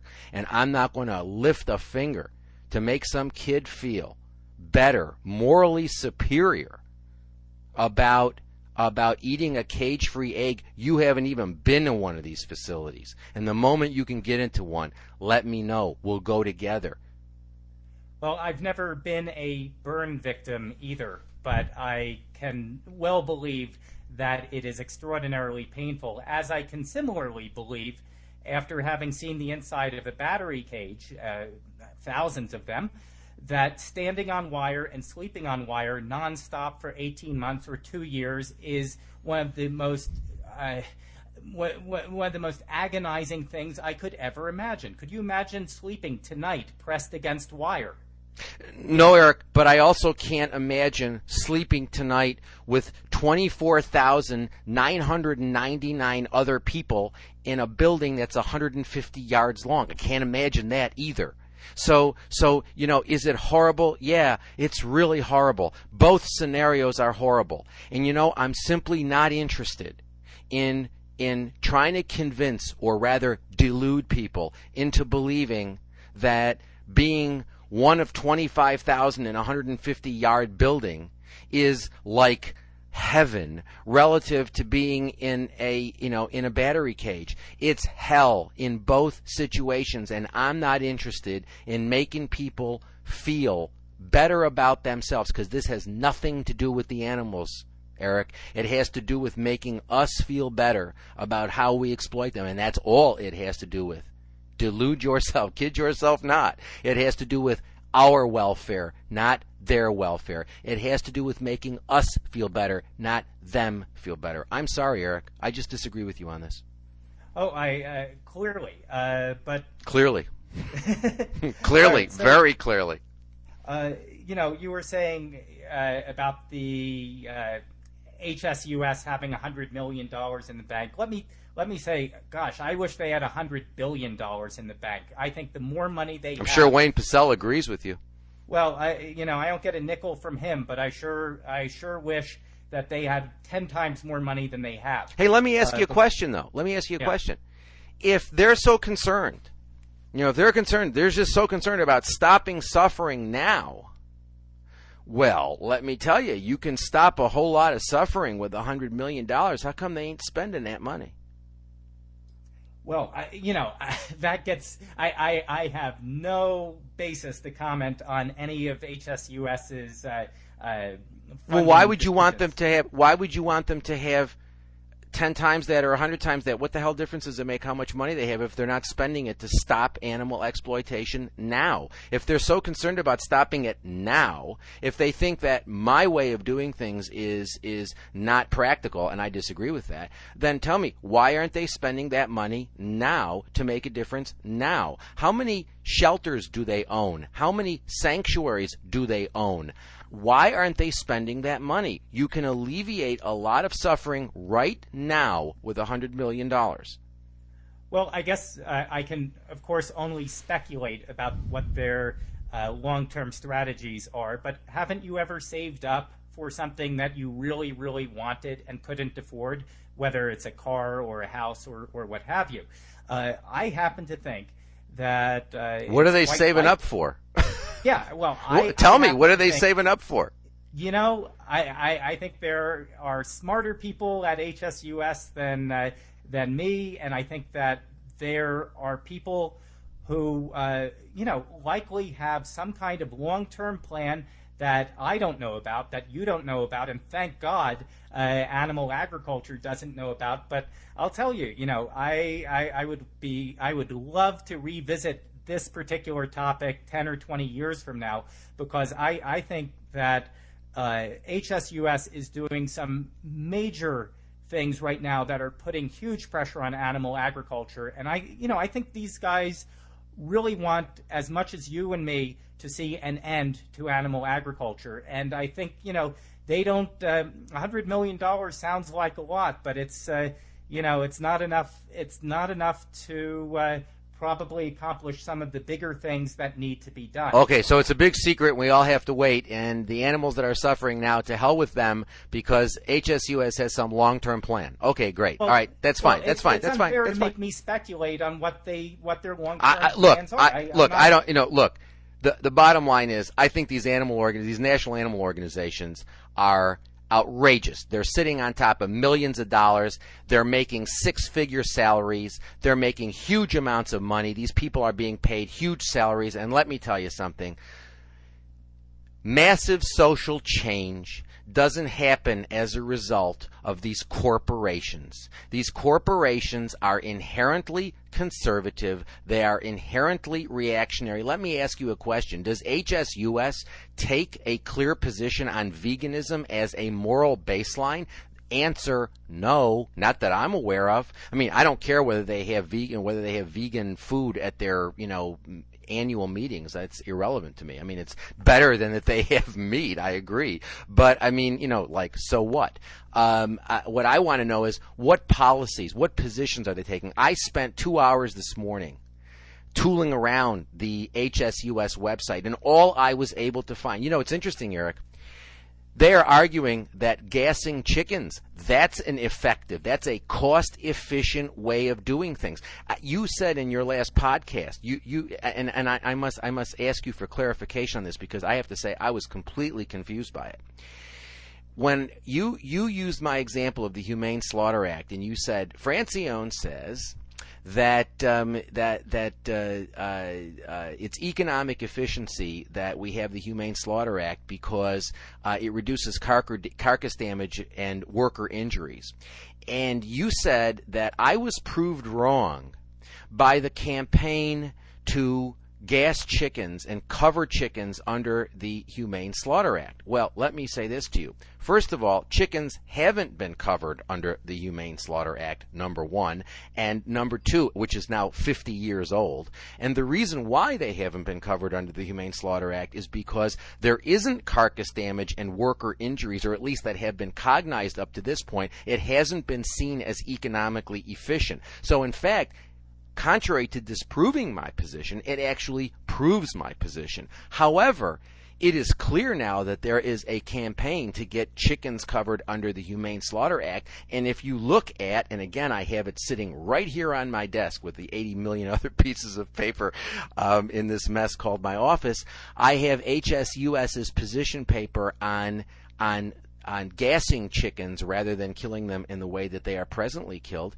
And the HSUS report points out that in fact it is economically efficient. It does reduce worker injuries. It does reduce carcass damage. Obviously, it's different from the carcass damage and worker injuries that you have when you're dealing with a 2,000-pound animal like a cow. The considerations are different, but HSUS is arguing that it's economically efficient to go to gassing chickens. So again, it's tied, welfare reforms are tied to economic efficiency. And so I spent 2 hours this morning looking for abolitionist statements on the HSUS website. And maybe, I admit, I'm not great with these computers, and maybe there are things there that I didn't see, and I'm perfectly willing to admit that. If it wasn't for Randy Sandberg, we wouldn't be talking on Skype right now, because, that took me hours yesterday to figure out, he had to walk me through that. But maybe I missed things, Eric, and please point them out to me. But I'd love to see some unequivocally abolitionist statements on the HSUS website. So you're telling me they're sitting on $100 million and they got great plans for the future. That's fine. And maybe Wayne Pacell's going to sprout a third arm, at some point. I mean, who knows what's going to happen? But you know what? Animals are suffering right now, and they got $100 million. And I'm just asking the question, since y'all are talking about how we got to stop suffering now, and that's the moral imperative. Well then, what's stopping you? You got $100 million. Hell, you could do a hell of a lot of, suffering stopping with $100 million. So do it. And telling me that, well, HSUS has got some plans for the future, that's great. I mean, I'm sorry. That just doesn't do it for me. Maybe it does it for you. Doesn't do it for me. It's a little like me asking you about the economic policy of Denmark over the next 5 years. I mean, you don't have any basis to comment on that, and I don't have any. No. But I don't know what I don't know anything about. I acknowledged, Eric. I don't know anything about the government of Denmark. I do know what you're telling me, which is that the HSUS people are concerned about stopping suffering now. And they want to do what they can do right now. This is what you've been telling me for the past hour and 40 minutes about the cage-free egg campaign and the gestation crate campaign. You're telling me they want to stop suffering now. And all I'm saying to you is it's an empirical fact. If you got $100 million, you can stop a hell of a lot of suffering. I mean, just take an example. They're Peaceful Prairie out there in Colorado. They got 300 animals. They've had a hideous winter out there. You can do a lot of good, in a sanctuary like that by giving those people some money. There's all sorts of things that you can do to stop suffering. I'd like to know, what are they doing? What are they doing with that $100 million? In my judgment, an animal organization should never be sitting on top of that sort of money. There's too much that needs to be done. Way too much that needs to be done right now. There's spaying and neutering that needs to be done. There's TNR work that needs to be done. There's sanctuary work that needs to be done. And you know what? I would take some of that $100 million and I would franchise Bob and Jenna Torres out there. I'd have vegan freaks in every country in the world. I'd have vegan freak podcasts and vegan freak websites delivering an unequivocal vegan message in every language on the planet. You could do a lot of that with $100 million. And you know what? At the bottom line, Eric, it would make a hell of a lot more difference. It would reduce a hell of a lot more suffering. It would lead much faster and more efficiently to abolition than focusing on cage-free eggs and gestation crate reforms. Well, let's actually look at what is being accomplished right now, not in 5 years, not in 10 years. Let's look at what this campaign is accomplishing, and really why I think that it is just it's I know we see things in entirely different ways. Yes, we do. Yeah, but it baffles me that at a bare minimum, you can't acknowledge that the HSUS egg campaign has done tremendous good, and that Eric, you haven't even been in one of these places. And you're telling me that has done that. This has gone from Abu Ghraib to a minimum security Connecticut prison. You haven't even been in one. When you go to one, tell me about it. Get me invited. Let me come there and let me see it. And I'll tell you whether I think it's a Connecticut minimum security prison. But you haven't even been there. The only empirical evidence I have from people who have been in there says that it's every bit as bad as anything else. So I don't understand why you're baffled. What baffles me is you're making all of these extravagant claims and you haven't even been in one of these places. Well, again, it gets back to the fact that maybe the fact that a bird pressed against wire for a year and a half, 2 years of her life, unable to walk, maybe that hits me differently than it does you. To me, that is a night, and if you get rid of that, and that's all you get rid of, and keep everything else constant, that is still a huge deal. Eric, you know what? If you tell me that you're going to gas me, I love Mozart. If you tell me that I'm going to be taken to the gas chambers tomorrow morning, I guess I would marginally prefer to be listening to Mozart as the last thing that I listen to before I am taken into the gas chamber. Actually, I would prefer Pink Floyd even more. I love Pink Floyd. But the Animals album. I'm sorry. Yes, exactly. So if you told me that tomorrow David Gilmour and Roger Waters and Nick Mason were going to be out there playing when I was led into the gas chamber, I guess that would make it marginally better. But is that what I want to campaign for? Is that what I regard as the struggle for animal rights? I'm sorry, man. I just don't see it. You see it? I don't see it. It doesn't. And you're telling me, oh, I've got this intuition that there's a huge difference between cage-free and battery. And you know what I'm saying? It's two versions of hell. And you know what? If there's a marginal difference, I don't think it's significant, number one. And to the extent that there is any difference, and I'm not sure there is, it certainly is not the difference between Abu Ghraib and a minimum security Connecticut prison. But I will tell you this.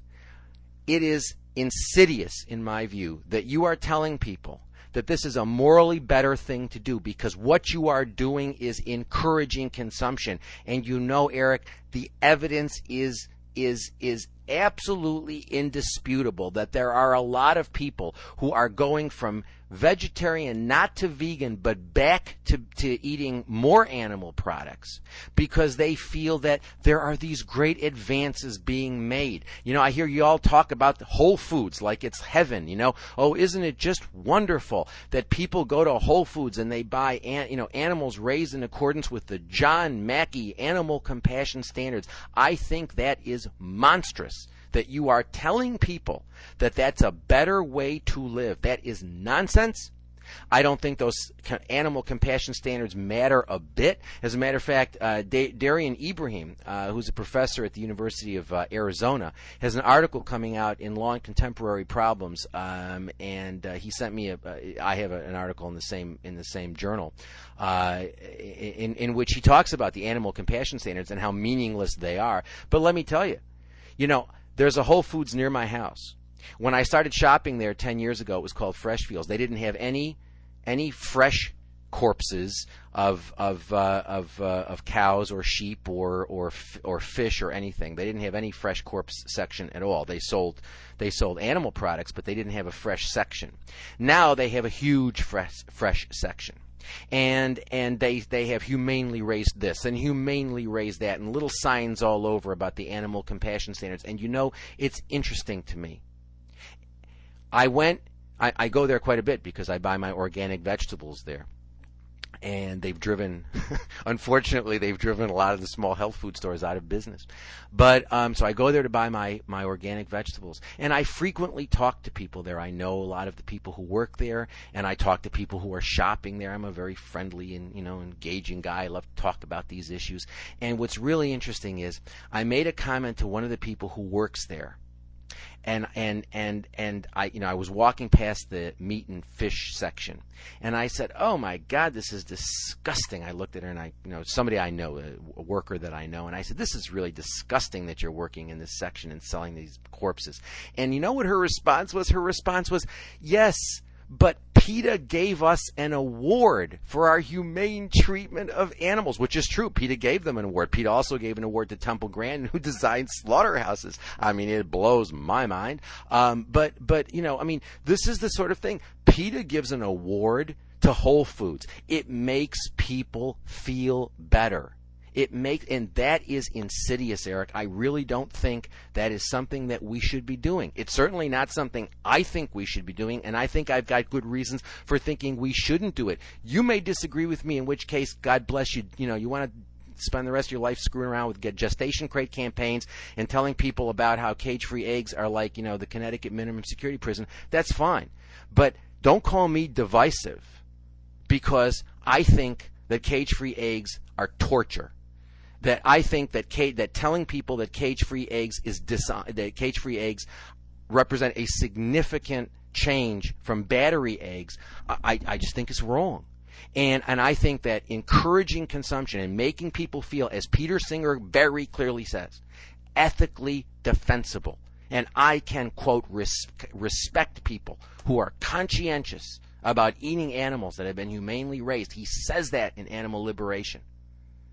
He says he doesn't disagree with killing animals for their eggs. He doesn't object to free-range eggs. You want to tell people that? Fine. Don't tell me I'm divisive or I'm fundamentalist. I guess I'll accept that. Although I wish that you would not use it pejoratively. I'm happy to say I'm ethically consistent. But don't tell me I'm being divisive because I disagree with that. That's not a question of being divisive, Eric. It's just a question of disagreeing and having good reasons to disagree. Okay, well, I personally don't think I'm screwing around with my life, but let's talk about this battery egg campaign and what it has accomplished, because I think to say that that's screwing around in light of its accomplishments is outrageous. Let me talk about 5 or 6 things that this campaign has that we can point to. And what are we talking about? Which campaign? Getting back to the elimination of battery cages from HSUS. Now, first of all, you were saying that that these alternative methods of animal production make people feel better about eating meat and eggs and so forth, and they're likely to eat more of that. Yes, I'm sitting here looking at a whole bunch of studies that show that. Okay, well, here's the thing. At wholesale, when cage-free eggs are sold at wholesale, they're approximately 40% more expensive than battery eggs. And of course, this has the effect of reducing consumption. If you're the dining hall head and the price of your eggs has suddenly gone up 40%, you're likely to put eggs in into fewer foods. Let's also look at what Al Pope said as recently as December 2006. 40%. Where are you getting that from? I have some studies here. Hold on a second. Where are you getting that number from? It was off of some sort of literature, and I'd be happy to discuss that with you or have a further dialogue with you about it. But I'm pretty confident that it is representative. But I am normally very careful about footnoting things, and I don't have the footnote here. But I would be more than happy to revisit that and retract that statement if it's incorrect. Anyway. But documentation I do have in front of me is as recently as 2006, Al Pope, who recently retired as president of the United Egg Producers, had this to say. He said, activists' actions force the industry to add substantial costs to producing its product. Higher prices affect consumers' willingness to purchase as we compete with other protein products. Long-term, this issue has the potential of greatly impacting the demand and thus the economic well-being of the industry. It is imperative that animal agriculture look beyond 2007 and recognize we are at war. Now, that's the head of the United Egg Producers commenting on this sort of anti-battery egg campaign. And then later on, Pope's successor at the helm of the United Egg Producers discussed the problems posed by students when they're switching to cage-free eggs. And he went on record with this quote. Again, this is the new president of the United Egg Producers. He said, when universities go cage-free, it means egg production declines because total costs go up, and that translates into fewer eggs that end up on student plates.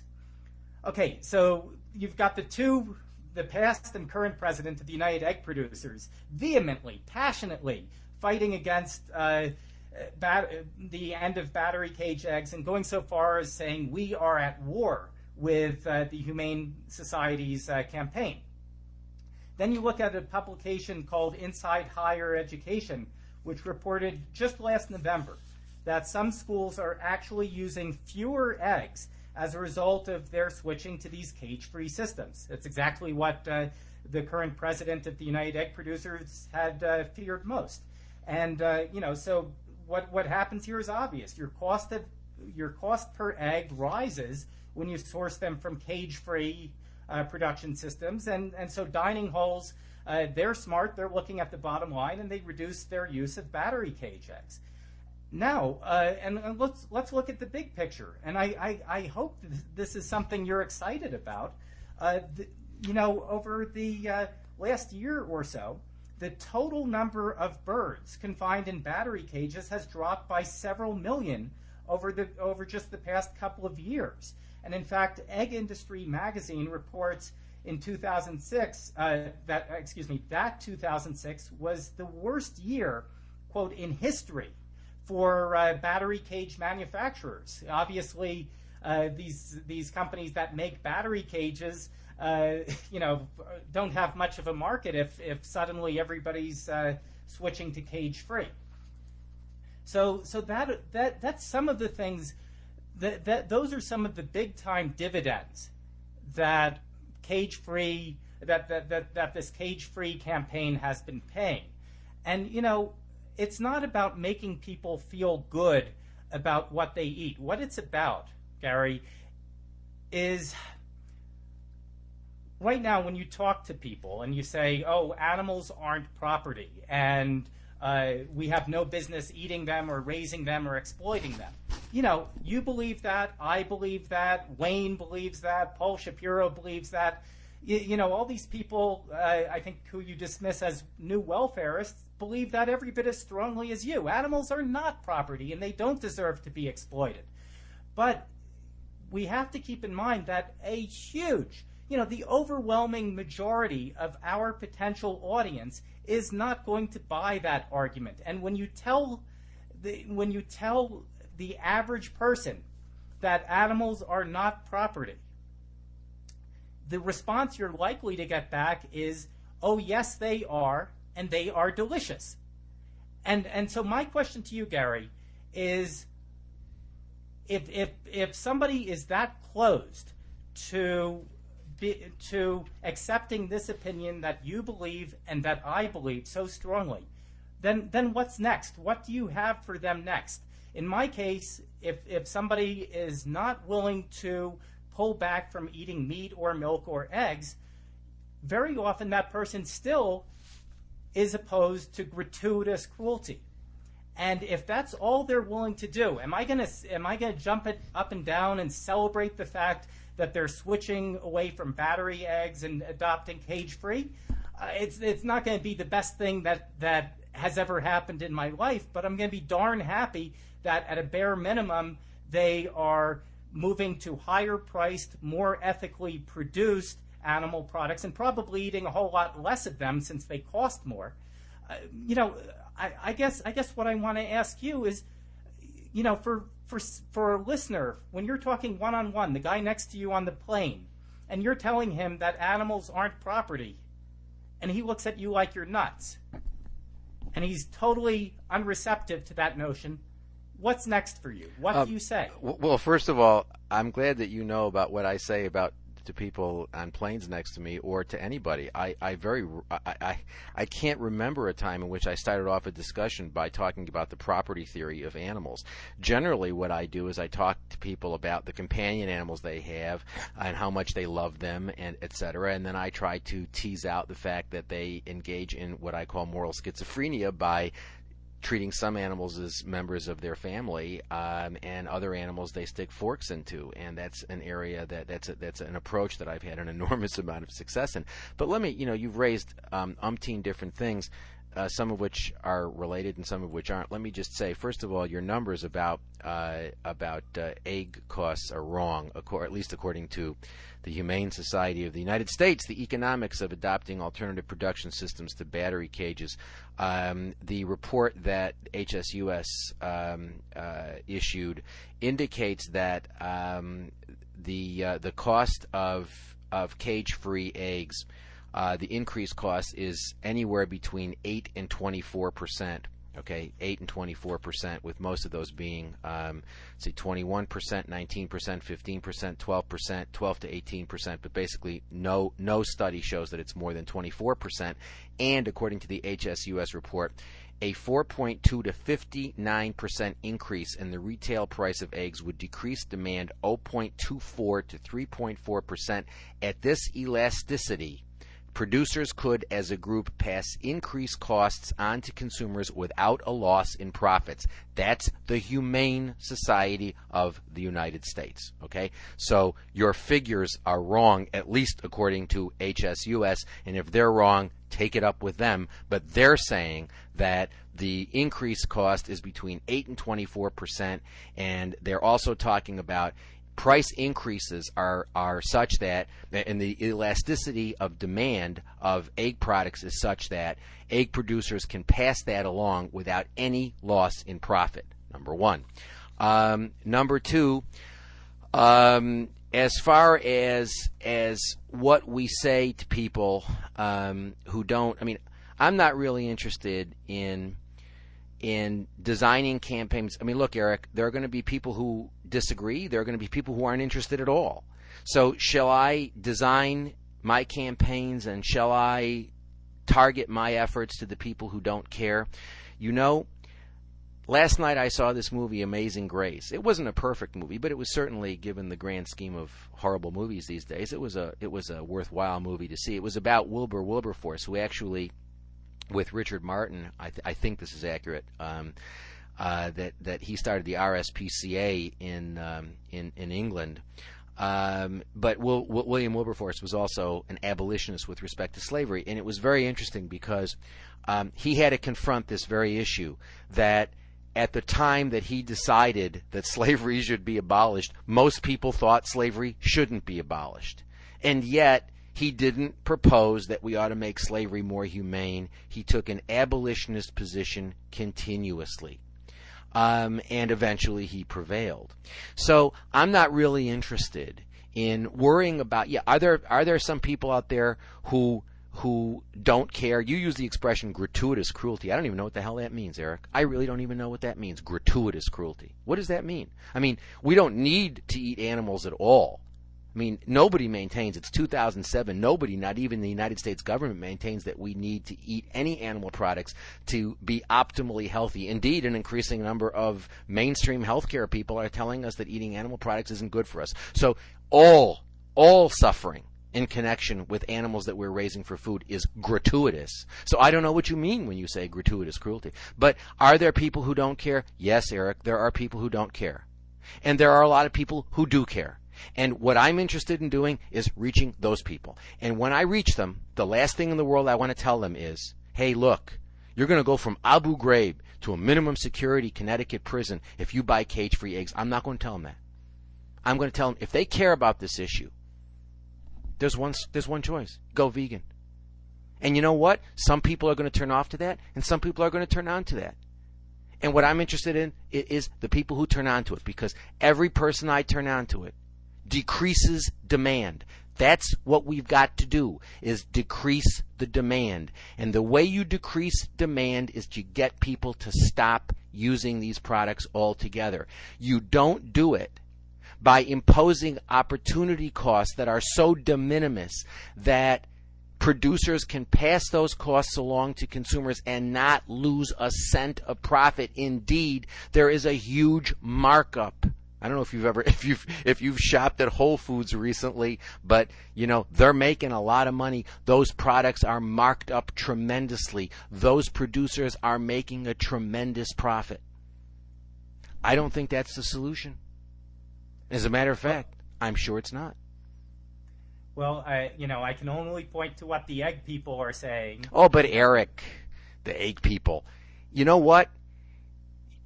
Jorge Santayana, he's a philosopher. He said those who don't know history are condemned to repeat it. I don't know if you're familiar with that. But you know what? Read your history. Go read your history and read the history of animal welfare. And you know what? You will find 13 trillion statements from animal producers that they object to this and they object to that and they object to this and they object to that, because that's what they do. If they accept any sort of regulation without imposing an opportunity cost on the person proposing the regulation, then they risk regulation that will affect them in significant ways economically, and those things they are concerned about. So the fact that you're all excited about the fact that pork producers or the veal or the meat industry, because it wasn't just pigs, it was veal crates in Arizona, that they spent, you say, $2 million. I assume that you're correct. I don't know whether you are, but I don't know where you're getting your figures from, but you're saying $2 million. You know what? That's chump change for the meat industry. That's basically saying to HSUS, when you come after us on anything, we're going to impose opportunity costs on you. I don't care what the industry says. I care about the bottom line, which is 200 plus years of animal welfare, exploiting more animals today than at any point in human history in more horrific ways. It's not working. We need to rethink this issue. Well, like you, I don't care what animal agriculture says publicly. What I do care about is what they tell each other. When they write in a magazine that is consumed, that is read entirely by egg farm owners, and the United Egg Producers chair, the president, is saying it is imperative that we recognize that we are at war. I think that clearly shows this is not public posturing. This is for internal consumption. What are you talking about? What are you talking about? These are magazines that these people produce. This is part of the public rhetoric. What are you talking about? I mean, this is the part of the public rhetoric, Eric. This is part of the public rhetoric. This is not a private discussion that you happen to overhear between, Joe and Sam at the United Egg Producers. This is stuff that they're publishing in magazines. What do you think? That they don't know that we read this stuff? Or they're not aware that this is... Come on. I mean, let's be realistic about this stuff. I mean, don't be naive, Eric. I mean, this is... Look, I really recommend what you ought to do is go take a look at the literature about how industries respond to regulation. I mean, there's a whole literature out there about this sort of thing. I mean, the fact that these people are saying they're at war, you know what? I mean... That's the sort of rhetoric that they were using in 1985 when the vivisectors were using in 1984 rather, when they were confronting the Animal Welfare Act of 1985, and they were basically I was having private discussions with vivisectors and people at NIH in 1984, and they agreed. They thought that we were absolutely that we were being absolutely taken in, and we were settling for these animal care committees, which were basically useless, but they were fighting against it, and they were saying things like, oh, this is a war with the anti-vivisection people, and they didn't mean it then, and these people don't mean it now. They're just basically posturing. This is public posturing. The fact that they're doing it in an industry magazine, I mean, I'm sorry, Eric, that's public posturing. Well, I happen to think that many times when industry magazines come out, the material being published is sincere communications to their members. And if that makes me naive, I suppose, the animal people could be saying that this conversation right here between you and me is public posturing for some reason. And, it's not. It's a sincere conversation. We have some disagreements. I mean, perhaps I'm naive, but perhaps you're too cynical. But in any event, and I'm a fundamentalist. Don't forget. I want to get back to that because I mean, you've raised so many things. It's hard for me to keep track of what I should return to. But the issue I have... We're going on 2 hours. That's fine with me. I'll go 10 hours. But, I mean, are your listeners going to listen to this for 2 hours? Maybe I'll have to split things up into a couple shows. Okay. Okay, so, I think... And yes, I think there are aspects of fundamentalist thinking. Now we've already... I think. And what does that mean, Eric? What does that mean? Tell me what that means. I'm trying to spell that out for you. Okay. There are, I think we'd agree, many definitions of fundamentalism, and are any of them positive? I think so. Oh, okay. So. Tell me which ones are positive. Let me tell you, if I personally believed, I don't, but if I personally believed that, that Jesus Christ was your only personal savior, and if you did not believe in him when you died, you were going to hell. If I really believed that, I would be a fundamentalist Christian. I wouldn't see any other ethical way to move on. Yes, and what do we think of as a fundamentalist Christian? We think of that person as somebody who basically has very, very intolerant views and has the political power to impose those views on other people. Well, I think that certainly is one widely held interpretation of fundamentalism, and I would agree that there are many fundamentalist Christians who behave exactly the way you've just said, but I think there are numerous ways where you can speak about fundamentalism, and I do think that it is a useful word for talking about some of how some of your ways of looking at the movement and some of what you recommend in terms of how activists speak about the issues and behave. What bothers me about your writing and your public speaking is that, to me, I don't think that you adequately recognize the large portion of society who is just not going to buy in to the whole animals are not property sort of line. I think that right now that is still the overwhelming majority of society. Now, just like you, I really want every possible person out there, I want to be able to convince them that animals are not property, that animal agriculture is fundamentally corrupt, that we need to get rid of the entire industry. You and I are in absolute agreement about that, and I don't think you feel any more strongly about that than I do. I think where we'll let your listeners judge that. Yeah. I think I hope they will, and you know what? I hope that you are even more passionate about this than I am. I really hope you are, because that the animals will only gain. I hope there's a million people out there more passionate and more effective than I am. But all I can say is I'm doing my best, and I care immensely about this. Now, I think where you and I differ is what happens. What do you have, Gary, for the, I don't know if it's 30% or 50% or 75%, but I know it's a high percentage of society who just is not buying. The people who, will listen to your argument when they're sitting next to you on the plane, when you talk about their dogs, and when you talk about how, the whole warm and fuzzy side animal, our relationships with animals, and you get, warm and fuzzy? Warm and fuzzy? Yeah, of course. Isn't there? I'll happily admit that there is a strong emotional component to how we relate to animals. There's there is so Oh, much. I agree. There is so I wouldn't much call it war. I think I wouldn't call it warm and fuzzy, just as I wouldn't call moral consistency fundamentalism. Labels do matter. But go ahead.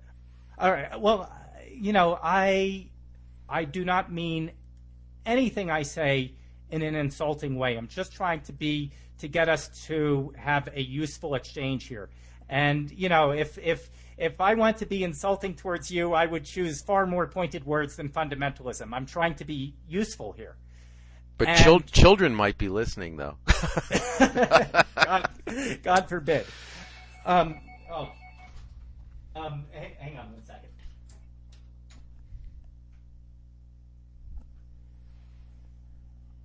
Sorry about this.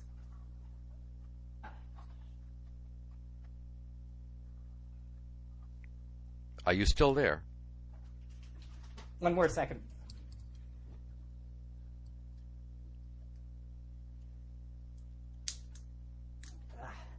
Okay, you still with me? I'm still here. What happened to you? Sorry about that. Okay. I think where you and I are in deepest disagreement is, what do we do? What do you have for the 25, 50, 75% of people out there who aren't buying, who aren't ever going to purge animal products from their diet? Okay, I'll be happy to tell you. First of all, let me say that again, when the abolitionist movement with respect to slavery started, most people in society accepted the legitimacy, the moral legitimacy, and the economic practicality of of human slavery. So the idea that, there's a lot of people who are opposed. The answer to me, Eric, is whatever the answer is, it's not to tell people that cage-free eggs are better, or that Smithfield hams are better, or that John Mackey's animal compassion standards are better. That's not the answer to me. We have never presented a coherent vegan abolitionist argument as a movement. It's never happened. Eric, I take us back to the beginning of what we started talking about. Our father who art at Princeton, Peter Singer, our father tells us that animal use per se is not problematic, that there is nothing wrong with using animals. When you say, I agree with you that it's wrong to treat animals as property, I agree with you that we ought to abolish the state. Well, that's great. I'm glad you agree with me. But our father doesn't. Our movement doesn't, as a movement, take a position on abolition and on veganism. As I told you, again, maybe I messed up. Maybe I should have, maybe I overlooked things that I didn't see that were there on the HSUS site that I didn't see. But I did not see anything. Excuse me, Gary. Can I interrupt? Yes. I just have to turn off my other phone. Sorry about this.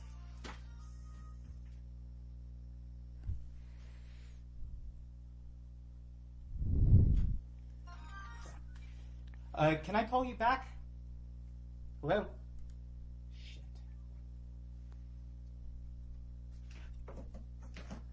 I'm so sorry, Gary. Can you go ahead? I'm terribly sorry. It's very interesting. While you were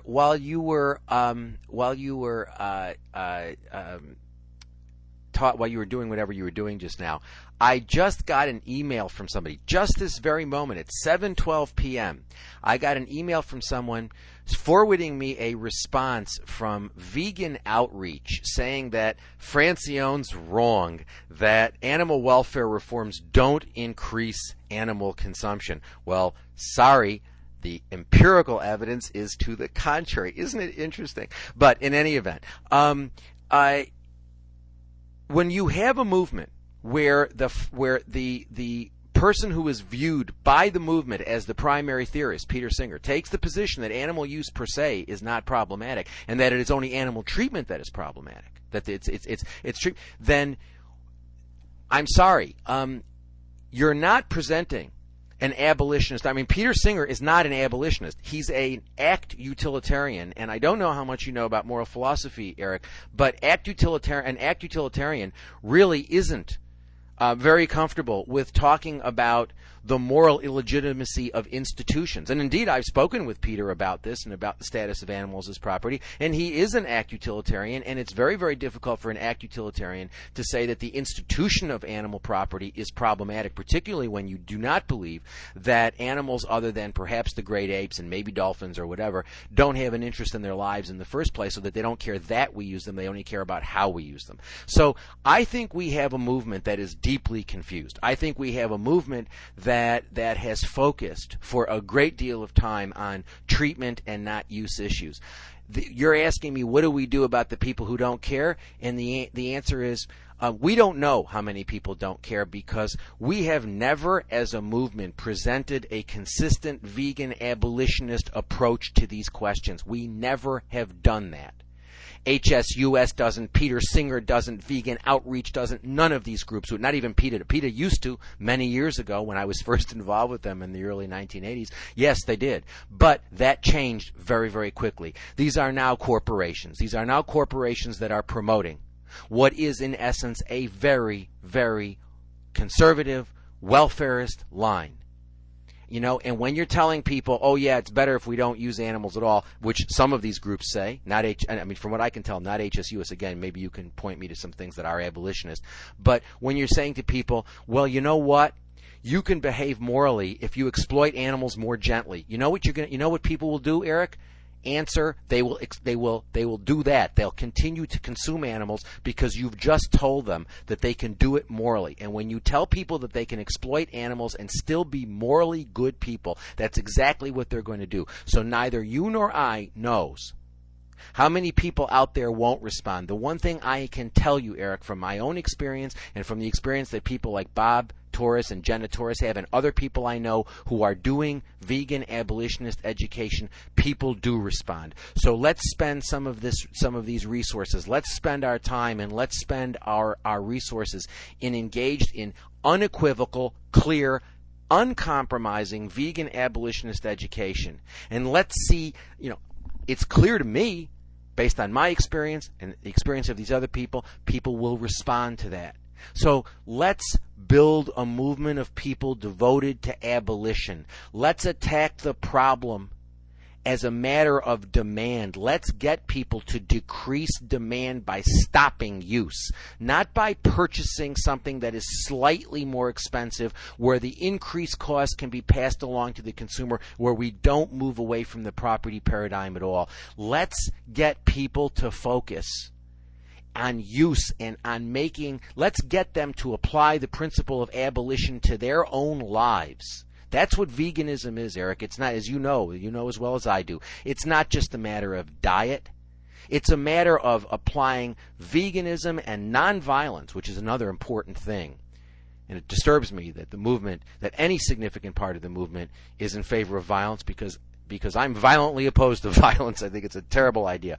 But veganism is the application of the principle of nonviolence and the principle of abolition to the life of the individual, and that's extremely important.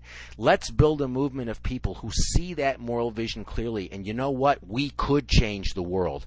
Just like William Wilberforce, who started off in a country of people, all of whom thought he was crazy for opposing slavery, but he kept on fighting. My view is, you take all the energy, take all the HSUSs and the PETAs and the vegan outreaches. If we all spoke with one voice, if we all put all of our energy, all of our resources, all of our labor into a clear, unequivocal vegan message, we could change the world, my friend. I'm absolutely confident of it. And we ain't going to change the world by telling people, oh yeah, there's a difference between cage-free eggs. It's like Abu Ghraib versus a minimum security Connecticut prison. It's never going to happen. I think we should... the thing is how passionately we disagree and how much we agree on. Because I could not agree more that we need to speak with one voice about property and about the absolute corrupt nature of animal agriculture to everyone who's receptive to that. Let me ask you a question, Eric. If you really believe that, why aren't any of my books on your list of books that you recommend? Not one of them. Oh, well, I'll tell you flat out because, to be totally frank, yeah, I think that it is so obvious and so apparent that welfare reform can and does eliminate enormous amounts of suffering, just enormous, and to have the opinion that it does not, it's just shocking. Is not something that people should even be reading, right, Eric? Oh, it's not. That's not a question of that. What it is a question of is, honestly, I have not picked up your books, and I don't suspect that you've picked up mine. But I have not read your books because what I know about what you've said about welfare reform strikes me as so completely and obviously incorrect that until you got on the Vegan Freaks a couple weeks ago, I wasn't motivated to even engage with what you had to say or to listen. That's a fascinating response on multiple levels, but I'll just let it go. I'll let my comment on that just go with that. Yeah, well, I believe there are plenty of people out there who have seen the sort of who recognize the profound and enormous differences that are present between standard factory farms and what reforms can create. Now, nobody or practically nobody views this as happy meat. I regard that as a completely disingenuous phrase. I think, like I said, nobody wants to be in prison, and you don't like the Connecticut metaphor, but, the truth is prison, and prison always sucks. But, to not be on the side of getting rid of vast amounts of cruelty when it can be done in a 10-minute phone call, when you could call your dining hall head at Rutgers and get all, tens of thousands, maybe hundreds of thousands or tens of thousands of birds off of battery cage floors. I just cannot understand, frankly, why anyone would be opposed to doing that. I reiterate, you have never been to a cage-free facility, and the evidence that we have indicates that cage-free facilities are hideous. And the idea that you think that you haven't even been to one of these places, but yet you're telling everybody that there's a huge difference and that what they ought to do tomorrow is go to their dining facility and try to tell people that cage-free eggs are good, rather than educate them about why they shouldn't be eating eggs at all and getting vegan options, taking some of the $100 million that some of these organizations are sitting on top of to facilitate the introduction of vegan meals in these places is just, hey, look, as I said, if this is what you want to do with your life, fine. But there's a sociologist at the University of Bangor in Wales. His name is Roger Yates, and he described, I believe, with respect to you, he described your views as having a poverty of ambition. If this is what you wish to do with your life, if these are the sorts of campaigns you wish to pursue, hey, it's still a free country. I don't know how much longer it will be, but it's still a free country. Do it. I don't think it's the right way. I'm excited. I'm really excited about the reaction with my little website. 50,000 people since the end of November. More emails than I have time to respond to. I simply don't have the time to respond to these zillions of emails I'm getting from people who are totally turned on by hearing abolitionist philosophy. And yet, I deal with a movement that is hostile to my work, that doesn't even want to engage it. And you know what? I don't care. I expect it. I expect that corporations are going to have a problem with somebody who says corporations are screwing up. Corporations are inherently status quo, that basically these campaigns that you love so much, I think, are nothing more than the little victories that these corporations need so they can do fundraising, so they can make the zillions of dollars to pay their executives six-figure salaries, so that people can have nice expense accounts, so they can take animal dollars that should be used to stop animal suffering, and fly all over the world and have company cars and expense accounts and all sorts of stuff. I think that's obscene. You don't? God bless you. We're different. It comes down to me to we're doing the exact same thing. Oh, really? But you don't. Yes. Yeah, that's right. Okay. Different. All right. Look, hey, that's great. The difference is we're both reaching out to the people who really care about animals and trying to get them, telling it like it is, that animal agriculture is always going to be a prison, always going to have slaughter tied up in it, always going to have dishonesty tied up in it. And for the people who really care about that, hey, we've just been, you and I alike, have just been totally honest and frank and upfront about what animal agriculture is. No, Eric, that's not true. It's absolutely not true, Eric. What the movement is saying is quite clear, and that is they're saying that there is a morally significant difference between humane slavery and inhumane slavery, and that humane slavery is morally acceptable, morally defensible. No, sorry. I disagree with you. That's not the message of the movement. I don't think you know your Peter Singer very well. I don't think you're reading what the welfarist people are saying. I don't think that you're paying attention to that. Oh, I've certainly read just about everything Singer has written on this subject. But yes, I know. I actually saw your review of his obscene book, The Way We Eat, which I thought was absolutely horrendous. And I saw your extremely flattering review on Amazon.com. It was shocking to me, actually. That was the first thing of yours that I ever read. And unlike you, I've been writing about this for a long time. And that review was the first thing I read, and I was shocked by it. You and I have different you and I have different sensibilities. But you know what? Get Singer to come back, and I've debated him before, and it's a lot of fun to do. So why don't you get him, and you can get Wayne Pacelle, and you can get any one of these. I mean, as far as I'm concerned, you can get them all, and we can discuss this stuff forever. And the bottom line is, you and I are doing different things.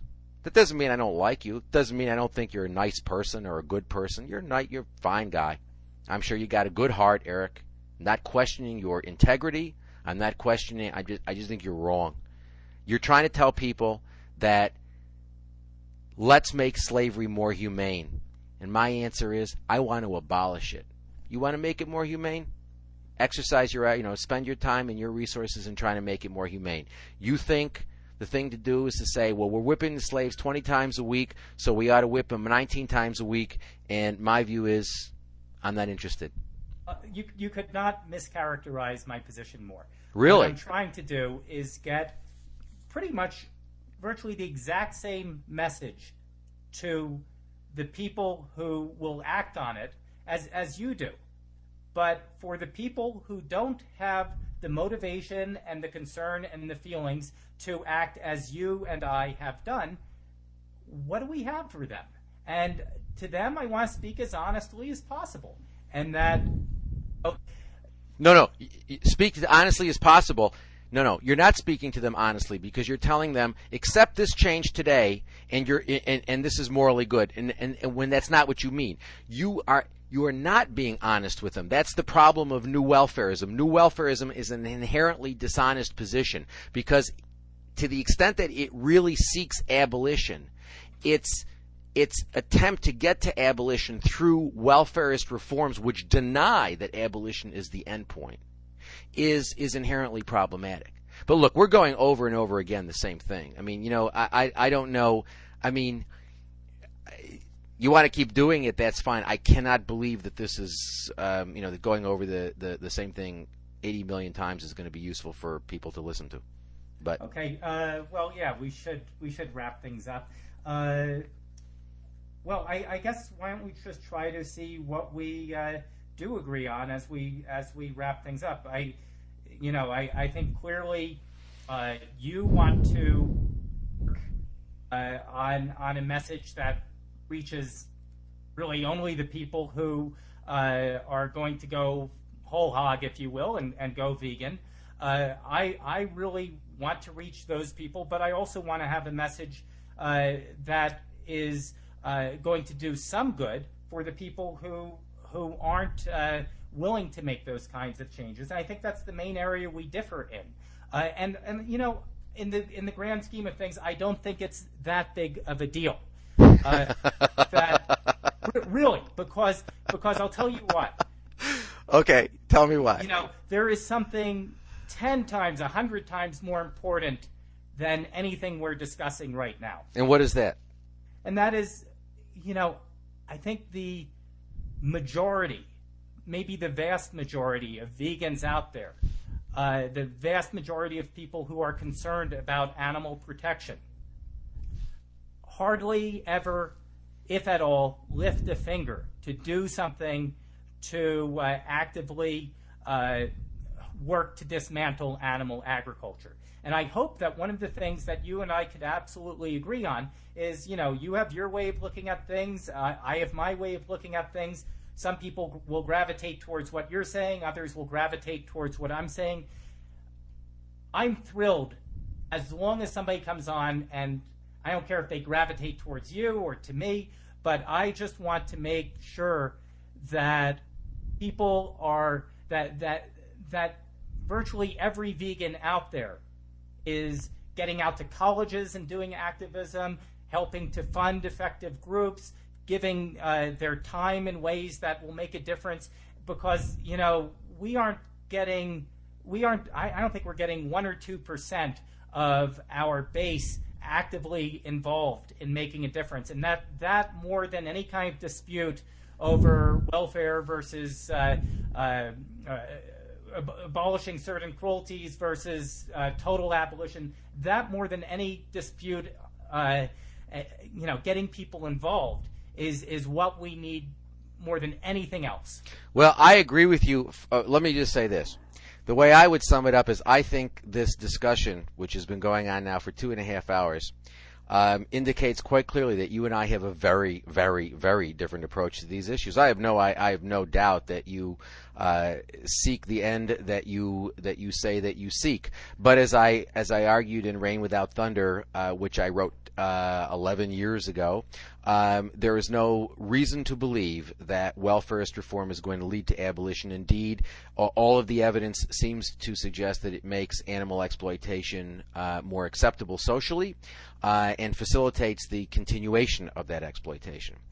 And so I think that there is a very, very different approach that you and I have to these issues, and we share or have different philosophies. As far as getting people motivated, I couldn't agree with you more, and let me end my participation in this by saying one of the worst things that has happened is that animal activism has become sitting and writing a check to HSUS or to PETA or to Friends of Animals or to any one of these other corporations. That's what animal activism has become. And if there is ever going to be a real change, people need to do things, and they need to understand that if there is going to be a significant shift in our thinking about these issues, it ain't going to come from dictates of big multi-zillion-dollar corporations. It's going to come from the grassroots. I said that 20 years ago. I will continue saying that because I believe that it's right, and I believe that the past 20 years has shown the evisceration of the movement, which has moved in the direction of activism is a matter of writing a check to a national organization. You want to change the world? Get out there. Learn the arguments. They're not that complicated. Learn the arguments in favor of abolition. Get out there and talk about it with people. Get out there and table every weekend. Get out there and have vegan food available for people to taste so they realize how delicious it is. Get out there in the educational institutions and give lectures and have seminars about veganism, about abolition, about animal exploitation, and always be clear, always be unequivocal, always be uncompromising, always, I guess, be what some people might call fundamentalist. There is no justification for any exploitation of animals. It ain't a matter of how humane it is. It's a matter that it shouldn't happen at all. So I'm all in favor, Eric, of getting people mobilized and getting them focused on a very clear, unequivocal abolitionist message. I couldn't agree more with that. I think that the idea that people aren't doing enough, or that they're doing enough by writing a check so that they can make HSUS's reserves, instead of $100 million, $110 is absurd. Well, Gary, thank you for joining me, and I'm sure this will not be the end of our debate, even though it's the end of our time together today. I really appreciate you setting aside this evening to talk to me and to talk to our listeners. Eric, it has been delightful, and I've enjoyed it immensely, and it's been vigorous, and I thank you very much, and I hope to speak to you soon. Thank you. Take care.